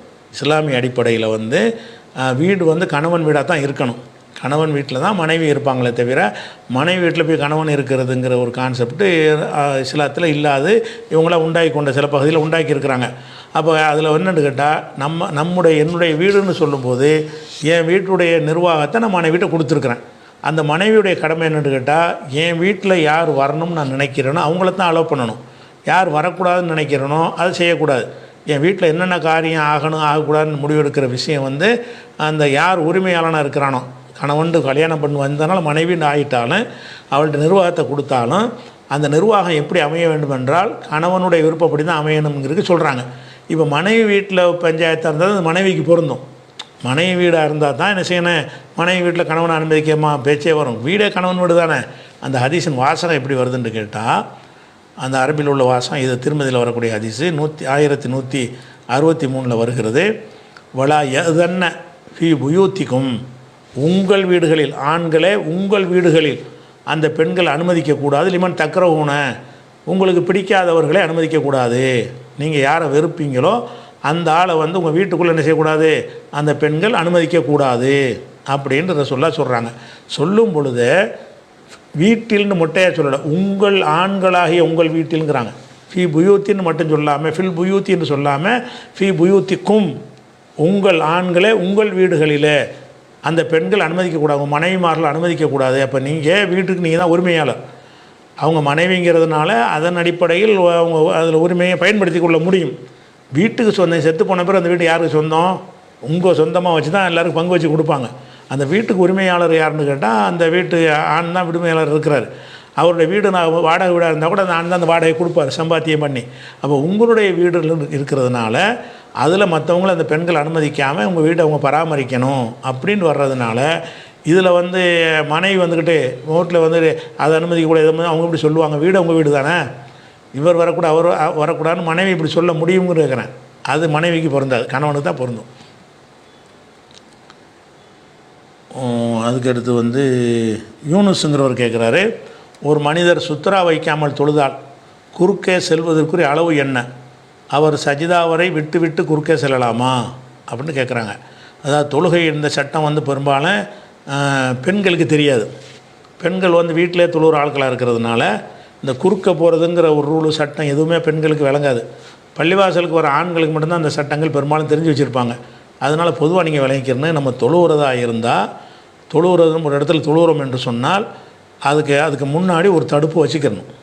தொழுகிறோம்னு சொன்னால் எந்த இடத்துல நம்ம நெத்தி வைக்குவோமோ அந்த இடத்துக்கு கொஞ்சம் முன்னாடி ஒரு சேரு, ஒரு டேபிள், ஒரு மவுஸு, ஒரு கட்டை ஏதாவது ஒன்று அங்கே வச்சுட்டோம்னு சொன்னால் தடுப்பு வச்சுட்டோம், இது வரைக்கும் ஏன் இல்லை அப்படின்னு ஆக்கணும்னு சொன்னால் அதுக்கு முன்னாடி யார் குறுக்க போனாலும் குறுக்க போன சட்டம் வராது. நம்ம குறுக்கையெல்லாம் போகலை, அவர்கிட்ட செவர் வச்ச மாதிரி அது ஏறக்குறைய. அவர் ஒரு பொருளை ஒரு கர்ச்சிப்பை கைக்குட்டைக்கு குறுக்க போட்டு வச்சுருந்தாலும் அவர் என்ன வச்சுட்டாரு, ஒரு மறைமுகமான ஒரு செவத்தை எழுப்பி கொண்டார்.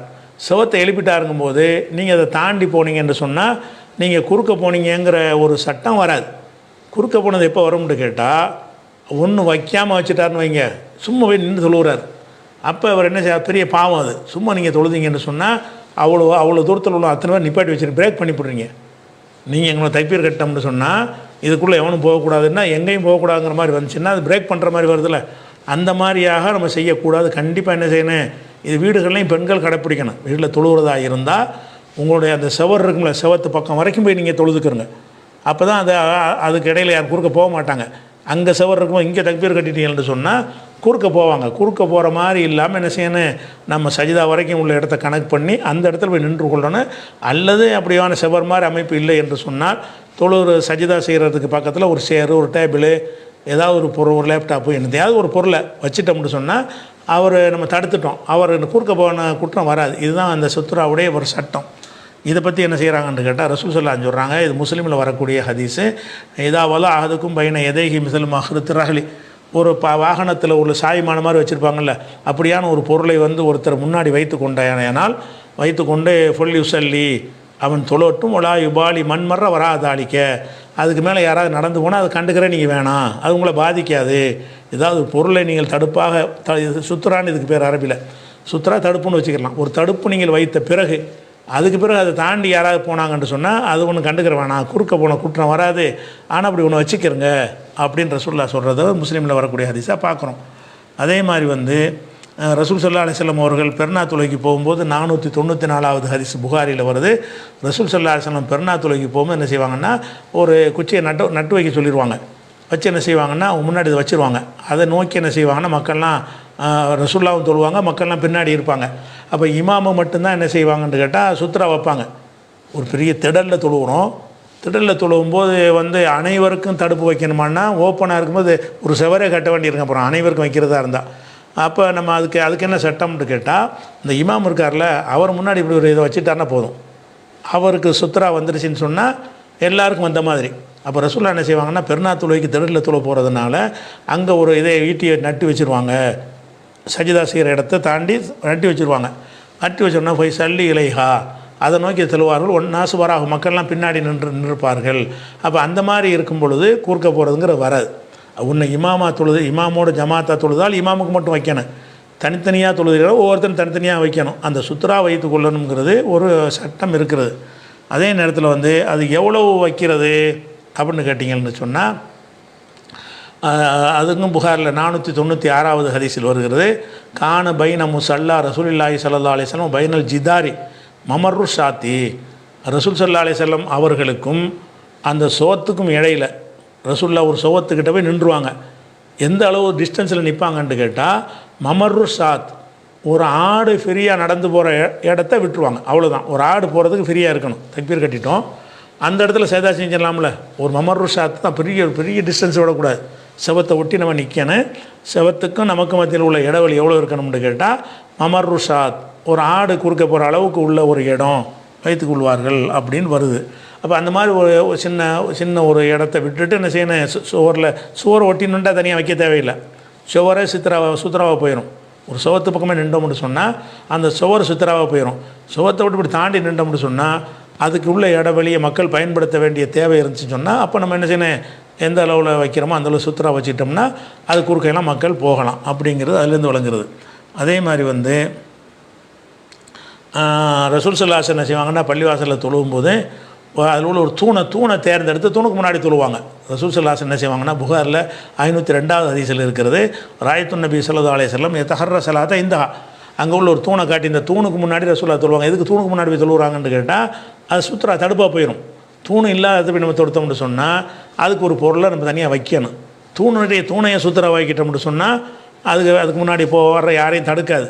அப்போ என்ன செய்கிறாங்கன்னு கேட்டால், ராயத்துன், இது புகாரில் 502 போடுங்க, புகாரில் 502வது ஹதீஸில் வருகிறது, ராயத்துன் நபி ஸல்லல்லாஹு அலைஹி வஸல்லம் யதஹர்ர ஸலாத்த இந்தஹா, அந்த தூணை பார்த்து தூணை தேர்ந்தெடுத்து அங்கே போய் தொழுவாங்க. பள்ளிவாசலில் தொழுன்னு வந்துட்டாங்கன்னு சொன்னால் இமாமா நிற்கும்போது முன்னாடி போயிடுவாங்க.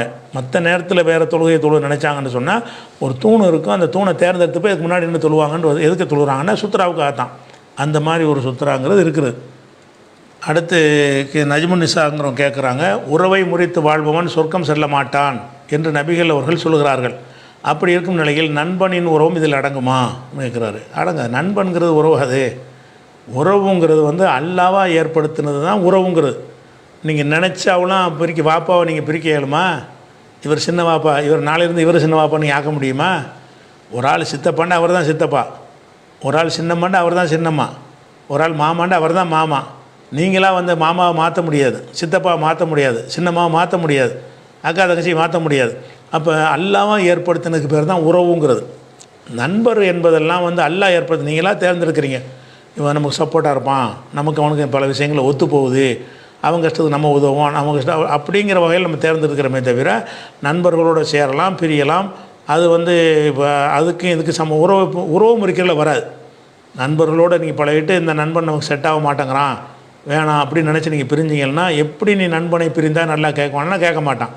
ஏன்னு கேட்டால் நண்பனுங்கிறத நீங்களாக உண்டாக்கிட்டு நீங்களாக பிரிச்சுக்கிட்டீங்க, நீங்களாக அதை உண்டாக்கிட்டு. நீங்கள் கல்யாணம் கூட அப்படித்தானே, மனைவி கூட அப்படித்தானே, புருஷன் கூட அப்படித்தானே, சேர்ந்து வாழணும்னு போகிறீங்க. நீங்களாம் ஒரு கட்டத்தில் 2 பேருக்கு பிடிக்கலன்னு சொன்னால் என்ன செய்கிறீங்க? நீங்களாக பிரிஞ்சுக்கிறீங்க. அதை எப்படி நீ பிரிஞ்சால் நல்லா கேட்பானா கேட்க மாட்டான். ஏன்னு கேட்டால் இந்த உறவுகள் நம்மளாக முடிவு செஞ்சால் தான் அப்படி ஆகும். ஒருத்தனை மனைவின்னு ஆக்குறத கணவன் ஆக்குறதா இருந்தால் அவன் முடிவு செஞ்சால் தான் அப்படி ஆகும். ஆனால் அண்ணன் தம்பிங்கிற உறவுலாம் நீங்கள் முடிவு செய்ய தேவையே இல்லை, அதுவாகவே அதான் அண்ணன் தான் அவன் தான் அண்ணன். வழங்குதா? அப்போ அந்த மாதிரி உறவை பிரித்தல் என்பதில் எது வராது? நண்பன் கண்டிப்பாக அடங்கவே அடங்காது. அப்புறம் தினமும் ஷேக் அப்துல்லாங்கிறவர் கேட்குறாரு, தினமும் ஃபர்லு தவிர மற்ற உபரியான தொழுகைகளை 12 ரக்காத்துகள் தொழுதால் பிராக்கெட்டில் சுபுகு முன் சுன்னத்து 2, லுகர் முன் சுன்னத்து 4, லுகர் பின் சுன்னத்து 2, மகரிப் பின் சுன்னத்து 2, இஷா பின் சுன்னத்து 2ன்னு போட்டு அல்லாஹ் நமக்கு சொர்க்கத்தில் வீடு கட்டுவான் என்று வருகிறது. வெள்ளிக்கிழமை ஜும்மா வருவதால் இந்த 12 ரக்காத்தில் எப்படி கடைப்பிடிப்பது அப்படின்னு கேட்குறாங்க. அதாவது ஒரு ஜும்மாவுக்கு ஒரு தினசரி 12 ரக்காத் தொழணுங்கிற ஒரு ஹதீஸ் வருகிறது. இந்த 12 ரக்காத்து 6 நாளைக்கும் சரியாக வரும். வெள்ளிக்கிழமையை பொறுத்த வரைக்கும் அதுக்கு 2 ரக்காத்தை முன்னாடி சுன்னத் தொழுவாங்க. ஒருத்தர் வருவார், நீ தொழுதுட்டு நீ அப்புறமேலே உட்காரு பயான கேளுன்ற சொல்லுவாங்கள்ல. அப்போ அதுக்கு லொஹருக்கு முன் சுன்னத்து எத்தனை 4ன்னு வருது இந்த 12ல். அப்போ அங்கே ஜும்மா அன்றைக்கி 2ஆக போயிடுது. லொஹருக்கு தான் 4 தவிர வெள்ளிக்கிழமை வந்துருச்சுன்னு சொன்னால் ஜும்மாவுடைய முன் சுன்னத்து எத்தனை ஆயிரும்? 2ஆக போயிடும். அப்படி ஆகும்போது 10 தான் வரும். அப்போ அதுக்கு என்ன செய்யணும்னு கேட்குறாங்க. ஒன்றும் செய்ய தேவையில்லை, ஜும்மா தவிரன்னு வச்சுக்கிறோங்க.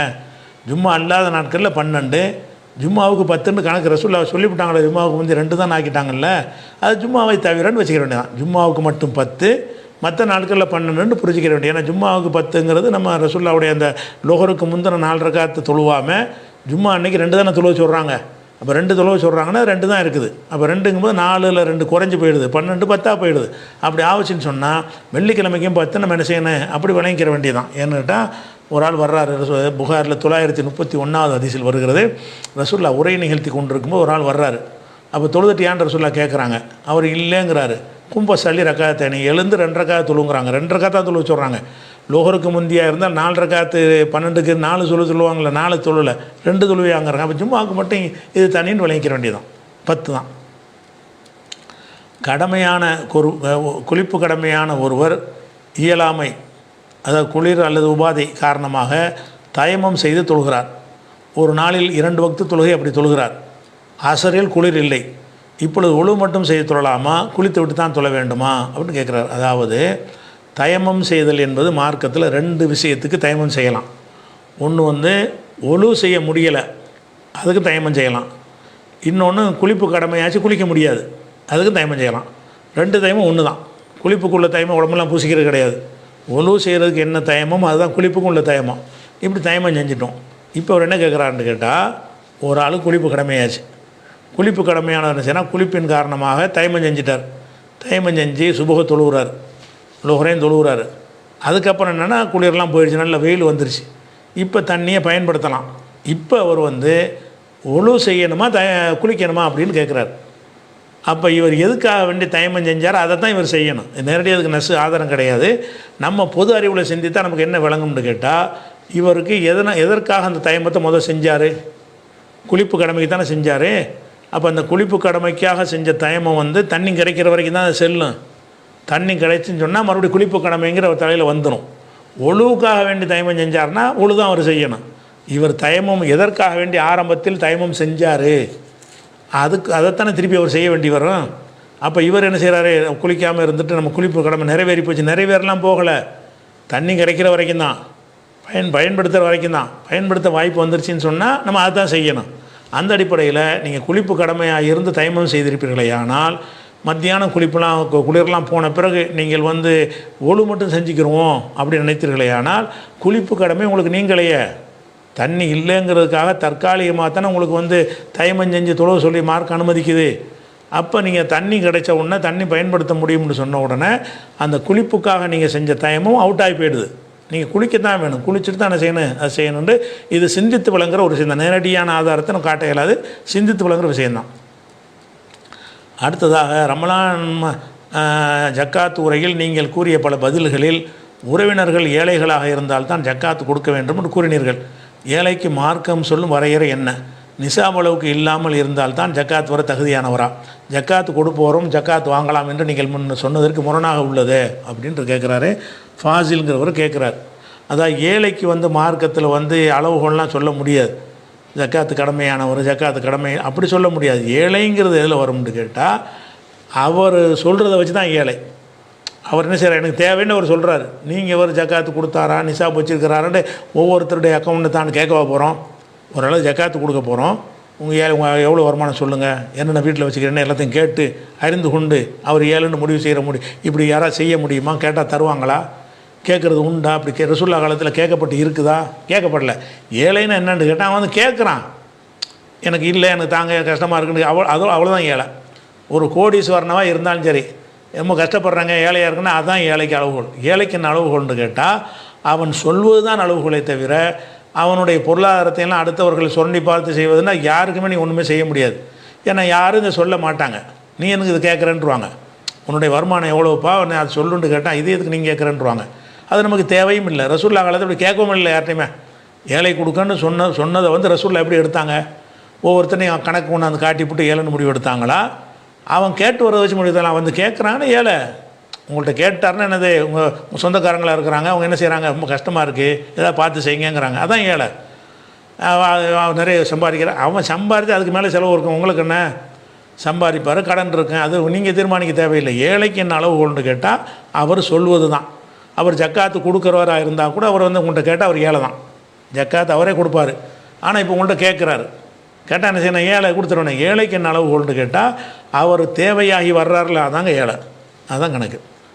அடுத்தது வந்து சில ஊர்களில் மேலப்பாளையம் போன்ற பகுதியில் பெண்கள் மட்டும் கூடி அவர்கள் பக்கத்தில் உள்ள வீடுகளில் ஜமாத்தாக ரமலானின் இரவுகளில் தராவிகி தொழுகை தொழுகிறார்கள். இவ்வாறு செய்வது கூடுமான்னு சொல்லி நபீலாங்கிறவங்க கேட்குறாங்க. அதாவது சில பகுதிகளில் பெண்கள் என்ன செய்வாங்கன்னா இரவு தொழுகையை வீடுகளில் தொழுவாங்க.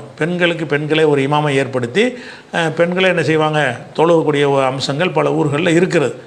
இது மாதிரி தொழலாமான்னு கேட்குறாங்க. பொதுவாக வந்து பெண்களுக்கு ஜமாத்து தொழுகை, ஜும்மா தொழுகை வந்து கட்டாயம் கிடையாது. இதில் கடமையான தொழுகைக்கு, இது இரவு தொழுகை விட்டு தொழுங்க, கடமையான தொழுகையை கூட ஆண்கள் ஜமாத்தாக தான் தொழணுங்கிற வலியுறுத்தப்பட்டிருக்கு. தொழுவாட்டாலும் செல்லுங்கிற வேறு. ஆனால் ஆண்களுக்கு என்ன செய்யப்பட்டிருக்கு, வலியுறுத்தப்பட்டிருக்குல்ல, கண்டிப்பாக வரணும்னு சொல்லி ஜமாத் தொழுகைக்கு வந்து கட்டாயப்படுத்தி வலியுறுத்தப்பட்டு இருக்கிறது. ஆனால் வலியுறுத்திருந்த செய்யாட்டாலும் தொழுகையை பாதிக்காது. அந்த சிறப்பவன் இழந்துடுறாங்கிறது வரும்னு வைங்களேன். இந்த அளவுக்கு பெண்களுக்கு வலியுறுத்தப்பட்டிருக்கான்னா கடமையான தொழுகைக்கு வலியுறுத்தப்படவில்லை. அப்படி இருக்கும்போது இரவு தொழுகைங்கிறது அந்த கடமையான அளவுக்குள்ளே முக்கியத்துவம் கூட கிடையாது. அவங்க வீட்டுக்குள்ளே என்ன செய்யலாம்னா தனியாக தொழுதுக்கலாம். ஆனால் அவங்க விரும்பி கடமையான தொழுகையவோ வேறு எந்த தொழுகையவோ ஜமாத்தாக அவங்க வந்து விரும்பினார்கள்னால் அதுக்கு அதை தடுக்க முடியுமான்னா தடுக்க முடியாது. ஏன்னு கேட்டால் ரசூல் ஸல்லல்லாஹு அலைஹி வஸல்லம் அவர்கள் ஜமாத் தொழுகைக்கு ஒரு சிறப்பு சொல்லியிருக்கிறாங்க. அந்த சிறப்பு வந்து இது பெண்களுக்கு இல்லை என்று ரசூலுல்லாஹ் சொல்லவே இல்லை. சிறப்புன்னு சொன்னாங்கன்னா ஜமாத்தா தொழுதா கூடுதல் நன்மை தானே, இருந்துட்டு போகிறாங்க அப்படின்னு தான் எடுத்துக்கிறேன். அதை தடுக்கவே முடியாது. இன்னும் சொல்ல போனால் அவங்க வந்து பள்ளிவாசலுக்கு வந்து தொழுகிறதை விட இரவு தொழுகையாக இருக்கட்டும் வேறு எந்த தொழுகையாக இருக்கட்டும் பள்ளிவாசலுக்கு வந்து தொழுகிறதை விட வீட்டில் தொழுவது தான் சிறப்புண்டு வேறு இருக்குது. சிறப்புன்னு இருக்கக்கூடிய நேரத்தில் இந்த குர்ஆன் நிறைய, அதாவது 2 ரக்காத்து 4 ரக்காத்து தொழுவும்போது சின்ன சின்ன சூறாக்களை ஓதி தொழுதுருவாங்க. ஒரு 8 ரக்காத்து அந்த மாதிரி ரொம்ப தொழுகிற நேரத்தில் அதிகமாக ஓத தெரியாது, நிறைய பேர் இருப்பாங்க. ஒரு கூட்டு ஜமாத்தாக இருந்தாங்கன்னு சொன்னால் அவங்க ஓதுற பின்னாடி தொழுதுட்டு போயிடலாம், அது வசதியாக இருக்குங்கிறதுக்காக வேண்டி இந்த ஜமாத்தை அவங்க வந்து சூஸ் பண்ணுவாங்க. அதே மாதிரி தனித்தனியாக தொழுதோம்னு சொன்னால் மறந்துட்டு தூங்கிடுவோம். ஒரு நிர்ணயித்து ஒரு டைம் இருந்துச்சுன்னு சொன்னால் கரெக்டாக எல்லாருமே தொழுதுருவோம். தனியாக தொழணுன்னு ஒரு முடிவு எடுத்தோம் என்று சொன்னால் நம்ம தொழுவாமே போயிடுவோம். அப்படிங்கிற மாதிரியான நிலைமையெல்லாம் உலக அமைப்பில் இருக்குல்ல. உலக அமைப்பில் அதுக்குன்னு ஒரு நிர்ணயம் பண்ணி ஒரு சிஸ்டம் இருந்தால் தான் நம்ம கரெக்டாக செய்வோம். நீங்கள் விருப்பம் போல் செஞ்சீங்கன்னா 4 நாளைக்கு செய்வோம், 5 நாளைக்கு செய்ய மாட்டோம். அதுதான் மனிதனுடைய சுபாவம். அந்த ஒரு அடிப்படையில் அவங்களுக்கு வந்து அந்த இரவு தொழுகை தொழுன்னு ஆசைப்பட்றாங்க. பல காரணங்களுக்காக வேண்டி ஜமாத்தா தொழு தான் நமக்கு நல்லதுன்னு நினைக்கிறாங்க.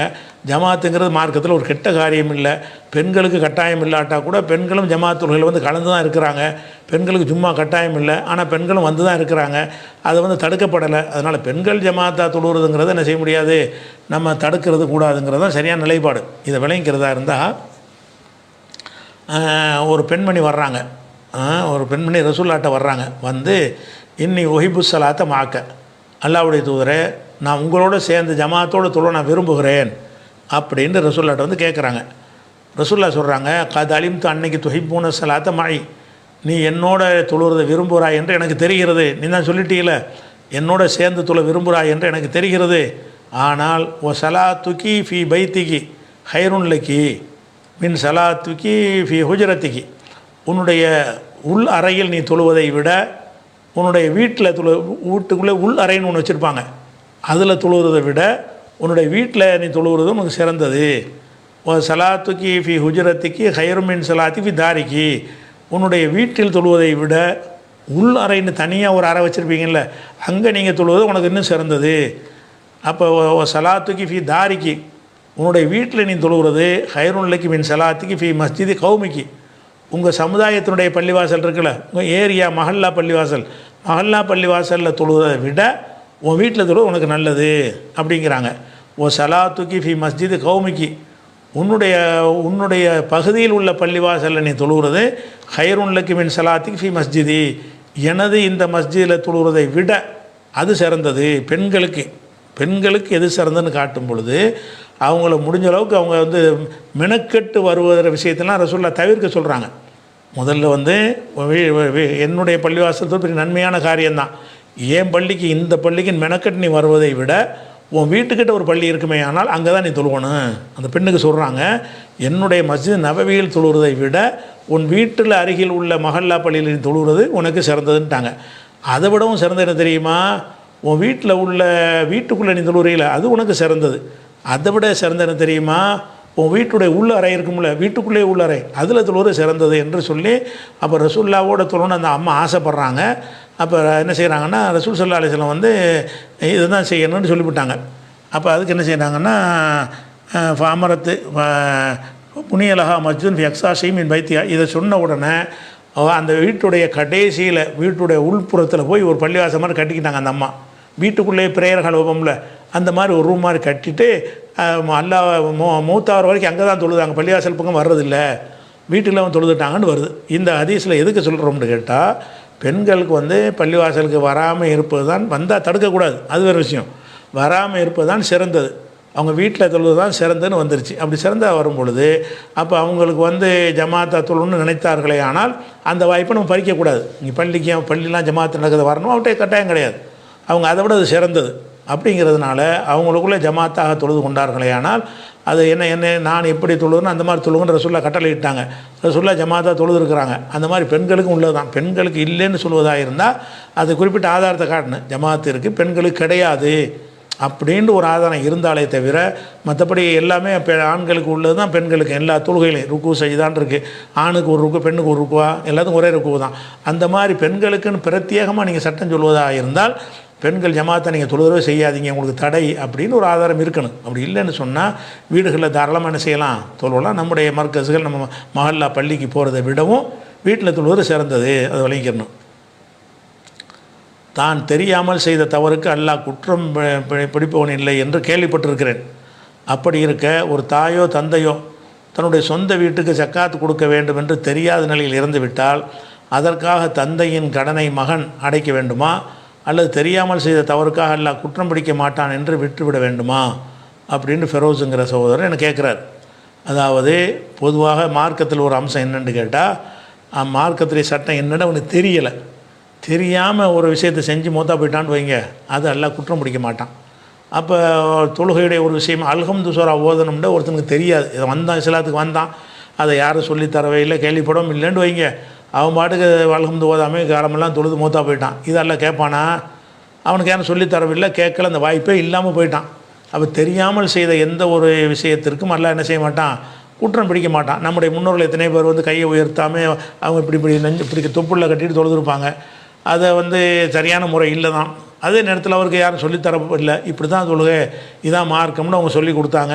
அப்போ இந்த மாதிரி ஏகத்துவ சிந்தனைலாம் இல்லை. அந்த நேரத்தில் தொழுதுட்டு போயிட்டாருன்னு வைங்க, அதெல்லாம் சுருட்டி மூஞ்சில் எரிஞ்சிருவானா? அவரே மனக்கட்டு பள்ளியாசலுக்கு வந்து தொழுதாரு, எல்லாம் வணங்கத்தானே வந்தார், இதான் முறைன்னு நீங்கள் சொல்லி கொடுத்தீங்க, அதை செஞ்சார தவிர இந்த முறையை சொல்லி கொடுத்தா இதை செஞ்சுருப்பார்ல. அதனால் அல்லாஹ் என்ன செய்ய மாட்டான்னா, அந்த அவன்கிட்ட தெரியும் என்னத்துக்கு அது செஞ்சால் அல்லாஹ்வுக்கு தெரியும். அந்த மாதிரி எல்லாம் என்ன செய்வானா, குற்றம் பிடிக்க மாட்டான்ட்டு வந்துருச்சு. இது வந்து வணக்க வழிபாடுகள் ஓகே. நோன்பு வைக்கலை, நோன்பு கடமைன்றது இதெல்லாம் தெரியாமல் இருக்காது. புதுசாக ஒருத்தர் இஸ்லாத்துக்கு வந்தார், வந்து நெஞ்சார்னா அவர் நோன்பு இதெல்லாம் ஒன்றும் தெரியாமல் இப்படி கொஞ்சம் தனியாக ஒரு ஊரில் வாழ்ந்துட்டு இருந்தார். அவருக்கு இந்த அடிப்படையான விஷயங்கள்லாம் தெரியாமல் மூத்தா போயிட்டார்னா எல்லாம் கேள்வி கேட்க மாட்டான். அதே நேரத்தில் வந்து அது மாதிரி இப்போ ஜக்காத்தையும் அவர் கேட்குறாரு. ஒருத்தர் என்ன செய்கிறாருன்னு கேட்டால் முஸ்லீமாக இருக்கிறாரு, ஆனால் அவருக்கு என்ன தெரியலன்னு கேட்டால் சொத்துக்களுக்கெல்லாம் ஜக்காத்து இல்லைன்னு அஜரத்து மாதிரிலாம் சொல்லி கொடுத்துருக்குறாங்க. அதை நம்பிட்டார் அவர். இந்த சட்டம் தெரியலை, சொத்துக்கள் வீட்டுக்கும் ஜக்காத்து இருக்குது, அப்படித்தானே ஜக்காத்து சட்டத்தில் போட்டு தான் ரொம்ப உழைப்பிருக்கிறாங்களே அறிஞர்கள்லாம் நினைஞ்சிருக்கிறாங்க. நகைக்கு ஜக்காத்து இல்லை, வயறதுக்கு ஜக்காத்து இல்லை, அதுக்கு ஜக்காத்து இல்லைன்னு சொல்லி ஜக்காத்துடைய தத்துவத்தையே வந்து கேலி கூத்தாக்குற அளவுக்கெல்லாம் சட்டங்களை சொல்லி வச்சுருக்கிறாங்க. அந்த மாதிரியான ஒரு நேரத்தில் வந்து உங்களுடைய தகப்பனார் ஒருத்தர் இருக்கார், அவருக்கு என்ன செய்யலை, அவருக்கு இந்த சொத்து ஒரு வீடு ஒன்று இருக்குது, அந்த வீட்டுக்கு ஒரு ஜக்காத்து கொடுக்கக்கூடாது என்பதற்காக கொடுக்காமல் இருக்கலை, அவருக்கு தேவையில்லைன்னு சொல்லிட்டாங்க. எதனால் கொடுக்கல அவர், இது தேவையில்லை, ஜக்காத்துக்கு இது கிடையாது, உங்களுக்கு சொத்து வீட்டுக்கெலாம் ஜக்காத்து கிடையாது அப்படின்னு சொல்லி அதை நம்பி அவர் என்ன செய்ய கொடுத்துட்டாரு. இந்த மாற்று கருத்தை அவருக்கு போய் சென்று அடையலைங்கும் போது அதுக்காக ஜக்காத்து கொடுக்காம மூத்தா போயிட்டார்னா கண்டிப்பாக அவரை வந்து எல்லாம் கேட்க மாட்டான். ஏன்னு கேட்டால் அவருக்கு தெரியலை, சட்டம் தெரியலை, சொத்து கொடுக்கணும்னு சொல்லப்படலை. எத்தனை பேர் போயிட்டாங்க, இதெல்லாம் நகைக்கு ஜக்காத்து இல்லைன்னு நகையாக வாங்கி வச்சுட்டு எத்தனை மூத்தா போயிருப்பாங்க. ஏன் அவர் கொடுக்காமல் இருந்தார்னா அவர் கொடுக்கக்கூடாதுங்கிறக்காக கொடுக்காமல் இருக்கலை. நீங்கள் ஒரு மார்க்கத்தில் இல்லைன்றீங்க, நீங்கள் எப்படி அவருக்கு போதனை பண்ணியிருந்தீங்க, மார்க்கத்தில் கிடையாதுன்றீங்க, அவருக்கு மாற்று கருத்து போய் சென்று அடையலை, இந்த மாதிரி எழுச்சியெல்லாம் இல்லை. அப்போ இதான் சட்டம் போல இருக்குது, இதான் அல்லாஹ்வுடைய சட்டம், இதான் ரசூலுடைய சட்டம்னு விளங்கி அவர் என்ன செய்யலை, அந்த சொத்துக்களுக்கு ஜக்காத்து கொடுக்காம மூத்தா போயிட்டார்னு சொன்னால் கண்டிப்பாக அவரை கேட்க மாட்டாங்கிறது ரெண்டாவது விஷயம். முதல் விஷயம். அதே நேரத்தில் வந்து இப்போ உங்களுக்கு இப்போ தெரியுது, என்ன தெரியுது, அவர் செயல்னு தெரியுது. அப்போ உங்களுக்கு தகப்பனுங்கிறவன் நீங்கள் செய்கிற கடமை என்ன, வாப்பாவை எல்லாம் கேள்வி கேட்க மாட்டான் தான், இருந்தாலும் உங்களுக்கு தெரியுமா எல்லாம் கேட்பானே, உங்கள் வாப்பாவுக்கு தெரியலை அவருக்கு விட்டுருவோம், உனக்கு தெரியுமா இல்லையா, அவர் செஞ்சுட்டார் கொடுத்தா இருக்குன்னு தெரியுமா இல்லையா, அது அல்லாஹ்வுடைய ஹக்கு தானே, நீ கொடுத்துட வேண்டியதானே அப்படிங்கிற கேள்வி. தகப்பனுக்காக மகன் செய்யணுங்கிற ஒரு கடமை இருக்குல்ல, அதுக்கு உங்களை வந்து அல்லாஹ் கேள்வி தானே கேட்பான், அவரை கேட்க மாட்டான். நீங்கள் கொடுக்காமல் இருந்தாலும் அவரை கேட்க மாட்டான். அவருக்கு அந்த சட்டத்துடைய பேசிக்கே தெரியாது, சொத்துக்கெல்லாம் ஜக்காத்து கிடையாது தான் இது மார்க்கம் சொல்லுது, அந்த ஒரு கருத்து தான் அவருக்கு போயிருக்குன்னா அதுக்கு அல்லாஹ் குற்றம் பிடிக்க மாட்டான்ங்கிறது அது தனி விஷயம். அதே நேரத்தில் உங்கள் தகப்பனார் இந்த பல கோடி ரூபா சொத்து வச்சுருக்கிறாரு, மூத்தா போயிட்டார், நீங்கள் வாரிசு முறையில் அதை அடைகிறீங்க, அவர் ஜக்காத்து கொடுக்கல, அறியாமையினால் கொடுக்கல, உங்களுக்கு தெரிய வருது. அப்போ அந்த ஹக்கு ஜக்காத்து கொடுக்க வேண்டிய பொருள் நம்மள்கிட்ட இருக்குது, வாப்பா ஜக்காத்து கொடுத்துருக்க வேண்டும், அந்த பொருள் நம்மகிட்ட இருக்குதுன்னு தெரிஞ்சால் வாப்பாவுக்காக வேண்டி நீங்கள் என்ன செய்யணும்னா அது கொடுக்குற கடமை இருக்கா இல்லையா, நீங்கள் கொடுக்கணுமா இல்லையா. அப்போ அல்லாஹ் என்ன கேட்பான்டா, உன் தகப்பனாருக்கு அவர் தெரியாமல் விட்டுருவோம், உனக்கு தெரிஞ்சிச்சுல நீ அது பொருளாதார கடனை குற்றத்தை பொறுத்த வரைக்கும் பிள்ளைகள் கொடுக்க தானே செய்வாங்க, உலகத்தில் அப்படி தானே. உங்கள் தகப்பனார் வாங்கின கடனை நீங்கள் கொடுக்கலாம்ல, உங்கள் தகப்பனாருடைய இபாதத்தை நீங்கள் செய்ய முடியாட்டாலும் உங்கள் தகப்பனார் ஒரு ஆள்கிட்ட கடன் வாங்கிட்டாருன்னா நீங்கள் தானே ஒன்று கொடுப்பீங்க. அந்த மாதிரி அடிப்படையில் இந்த கடனை நீ அடைச்சிருக்கணுமா இல்லையான்னு நல்லா நம்மள்கிட்ட கேட்பான், பெற்றோர் பிள்ளைகள்கிட்ட கேட்பான். அதனால் அது கொடுக்க முயற்சி பண்ணுறது தான் சிறப்பு. அவர் தண்டிக்க மாட்டான். ஆனால் உங்களுக்கு ஒரு கேள்வி இருக்குல்ல, அதை ஒரு கவனத்தில் கொள்ளணும். அடுத்ததாக மார்க்க விஷயத்திற்கு ஆதாரம் இருக்கிறதா என்று பார்க்க வேண்டும், உலக விஷயத்திற்கு மார்க்கம் தடுத்துள்ளதா என்று பார்க்க வேண்டும் என்று நீங்கள் பயான் சொல்வதை கேட்டுள்ளேன். அப்படி இருக்க மார்க்கத்தில் நேரடி ஆதாரம் இல்லாத விஷயங்களை எப்படி அணுக வேண்டும்? உதாரணத்திற்கு பெண்கள் பாங்கு சொல்வது, பெண்கள் ஜும்மா நடத்தலாம், இது போன்ற விஷயங்களை எப்படி எடுத்துக்கொள்வது அப்படின்னு கேட்குறாரு. அதாவது பொதுவான ஒரு அடிப்படையில் விளக்கியிருந்தோம். என்ன விளக்கியிருந்தோம்னு கேட்டால், மார்க் ஏதாவது உலக விஷயம் மார்க்க விஷயம் ரெண்டாக பிரிக்கணும்.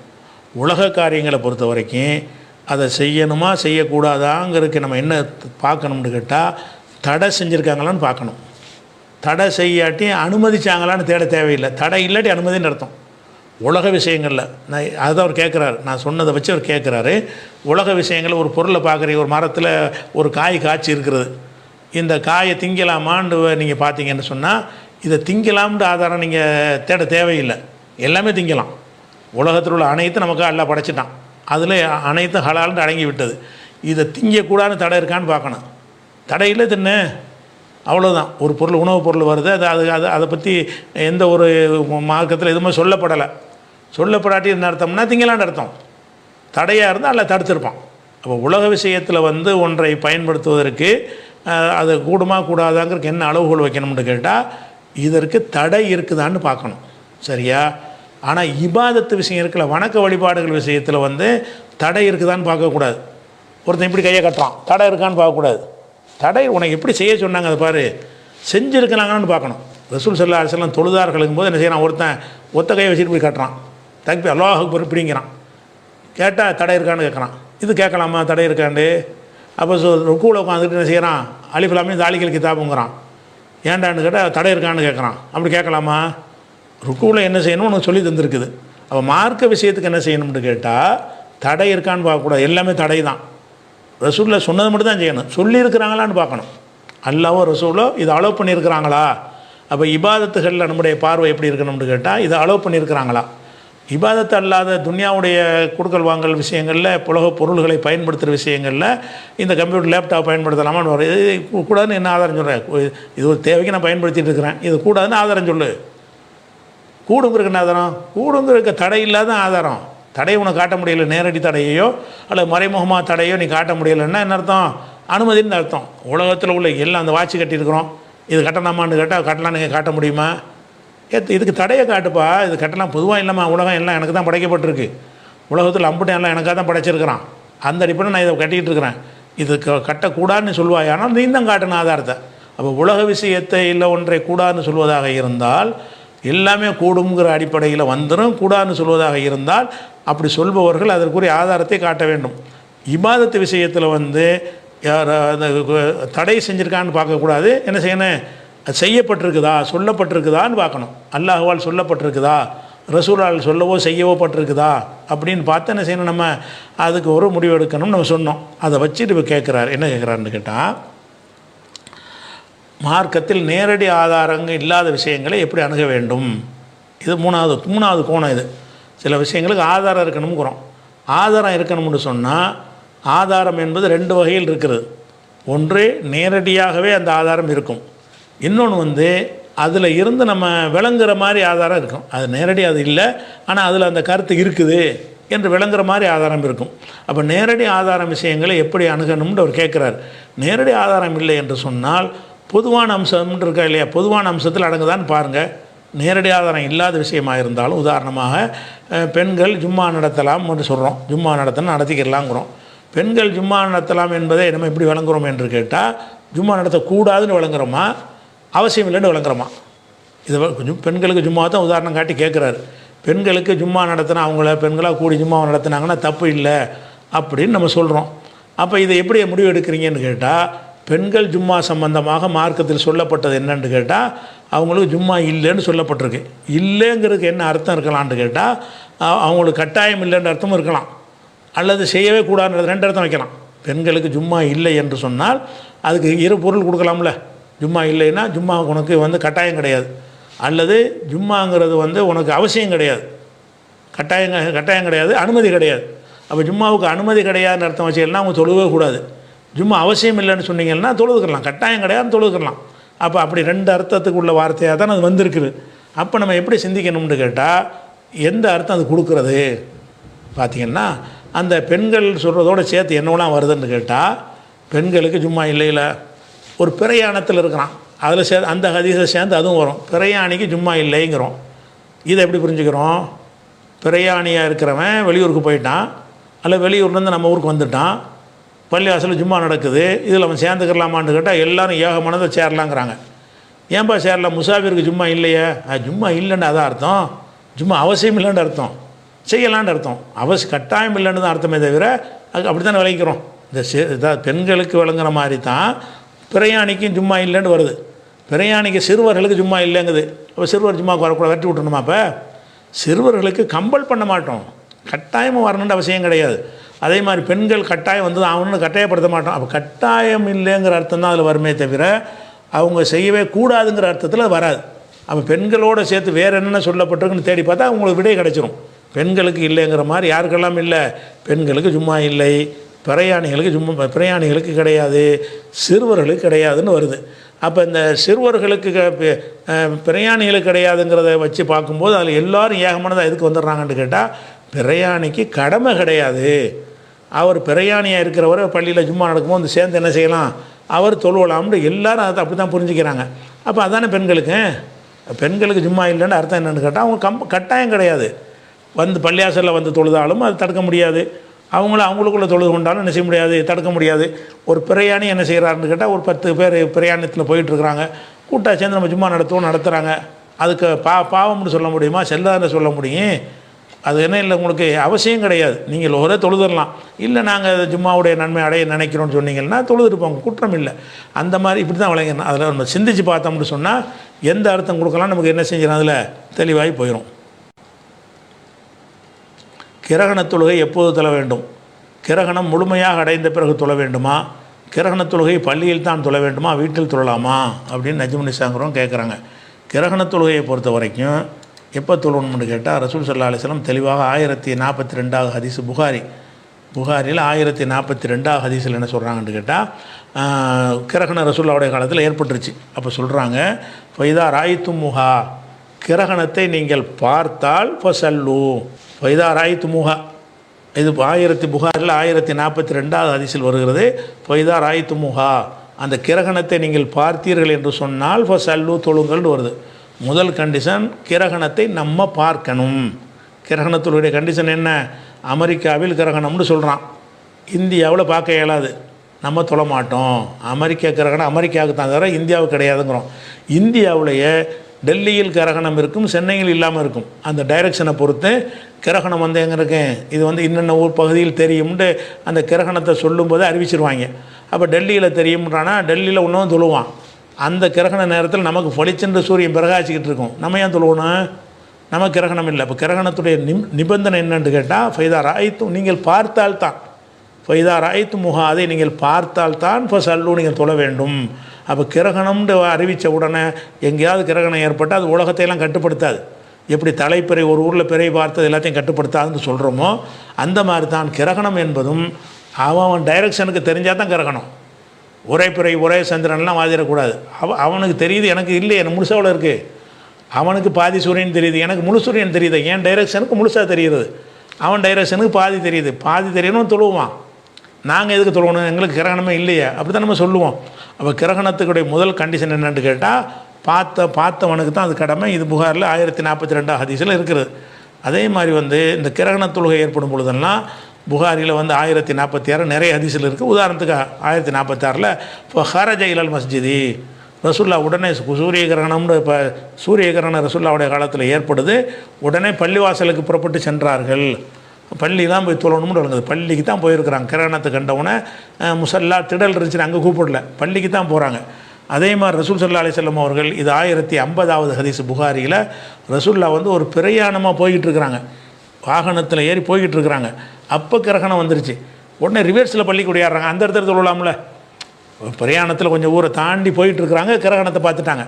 அப்போ என்ன செய்கிறாங்க, சும்மா ரக்கிப ரசூலுல்லாஹி ஸல்லல்லாஹு அலைஹி வஸல்லம் தாத்த கதாத்தின் மர்கபன், ஒரு வாகனத்திலே ரசூல்லா புறப்பட்டு போய்கிட்டு இருந்தார்கள். இப்போ ஹசபத்தி சம்சு, உடனே சூரியனுக்கு கிரகணம் ஏற்பட்டது. ஃபரஜா, திரும்பி வந்தார்கள். லுஹா நேரத்தில், முற்பகல் நேரத்தில் உடனே திரும்பி வந்து என்ன செஞ்சாங்க, பள்ளிவாசலில் வந்து என்ன செஞ்சாங்க, தொழுதாங்கங்கிறது 1050 ஹதீஸில் வருது. அப்போ கிரகண தொழுகை என்பது பள்ளி வாசலில் தான் தொழணுங்கிறது 2வது கண்டிஷன், பள்ளியில் தான் தொழணும். அடுத்த கண்டிஷன் என்ன கேட்டால், புகாரில் 1063 ஹதீஸில் வருது. எவ்வளோ வரைக்கும் தொழுகிறது என்று கேட்டால், இதாக்கானதாக அப்படி ஏற்பட்டுச்சுன்னு சொன்னால் ஃபஸ்ட் நீங்கள் தொழுவுங்கள், தொழுவுங்கள், துவா செய்யுங்கள். எது வரைக்கும் என்றால், ஹத்தா யுக்குஷஃப மாபிக்கும், உங்களுக்கு ஏற்பட்டது விலகும் வரை. அதாவது கிரகணம் விலகிற வரைக்கும் தொழுவுங்கன்னு ஒரு தொழுவுங்கன்னு மட்டும் இல்லை, தொழுவுங்க துவா செய்யுங்கன்னு ரெண்டும் சேர்ந்து வருது. அப்போ ஒரு 3/4 மணி நேரம் கிரகணம் இருக்குன்னு வைங்க, 3/4 மணி நேரமே தொழணுன்ற அவசியம் கிடையாது. 3/4 மணி நேரத்தில் 1/4 மணி நேரம் தொழுவலாம், ஒரு 1/2 மணி நேரம் துவா செஞ்சுட்டு இருக்கலாம். இறைவா அந்த துன்பத்தில் காப்பாற்று, இது ஒரு ஞாபகத்தை என்ன ரசூல்லா சொல்லும் போதே சல்லு ஒதுவு, தொழுங்கள் துவா செய்யுங்கள். எது வரைக்கும்? ஹத்தா யுகுஷகம் ஆபிக்கும், உங்களுக்கு ஏற்பட்டு அது விலகும் வரை, விலகிற வரைக்கும் கிரகணத்துடைய வணக்கம் இருக்கிறது.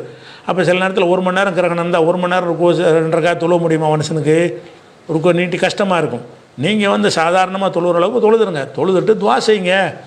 அது துவாவும் தொழுகையும் சேர்ந்து தான். கிரகணம் முடிகிற வரைக்கும் பள்ளி விட்டு வெளியே போகக்கூடாது. பள்ளிக்கு வந்துட்டிங்கன்னா கிரகண தொழுகையை கொஞ்சம் மனித சக்திக்கு உட்பட்ட அளவுக்கு நீங்கள் தொழுது விட்டு அப்புறம் என்ன செய்யணும், எல்லாம் அவங்கவுங்க துவா செய்யுங்க, எல்லாட்ட உங்களுக்கு கோரிக்கையெல்லாம் கேளுங்க, ஆபத்துலேருந்து காப்பாற்றுறதுக்கு பிரார்த்தனை செய்யுங்க அப்படின்னு ரசூலுல்லாஹ் துவா செய்யுங்கள்னு சொல்லியிருக்கிறாங்க. அப்படின்னு சொல்லி என்ன செய்கிறாங்கன்னு கேட்டால், அந்த மாதிரி நம்ம என்ன செய்யலாம், அது இது கிரகணத்துடைய அடுத்த ஒரு சட்டம். அடுத்து என்னென்னா, அந்த கிரகணத்துக்கு ஒரு அழைப்பு கொடுக்கணும். அப்போ தானே தெரியும் மக்களுக்கு சட்டம் தெரியாது இல்லையா? நீங்கள் வாட்டு தொழுதுட்டீங்க, மக்கள் இப்படி வருவாங்க.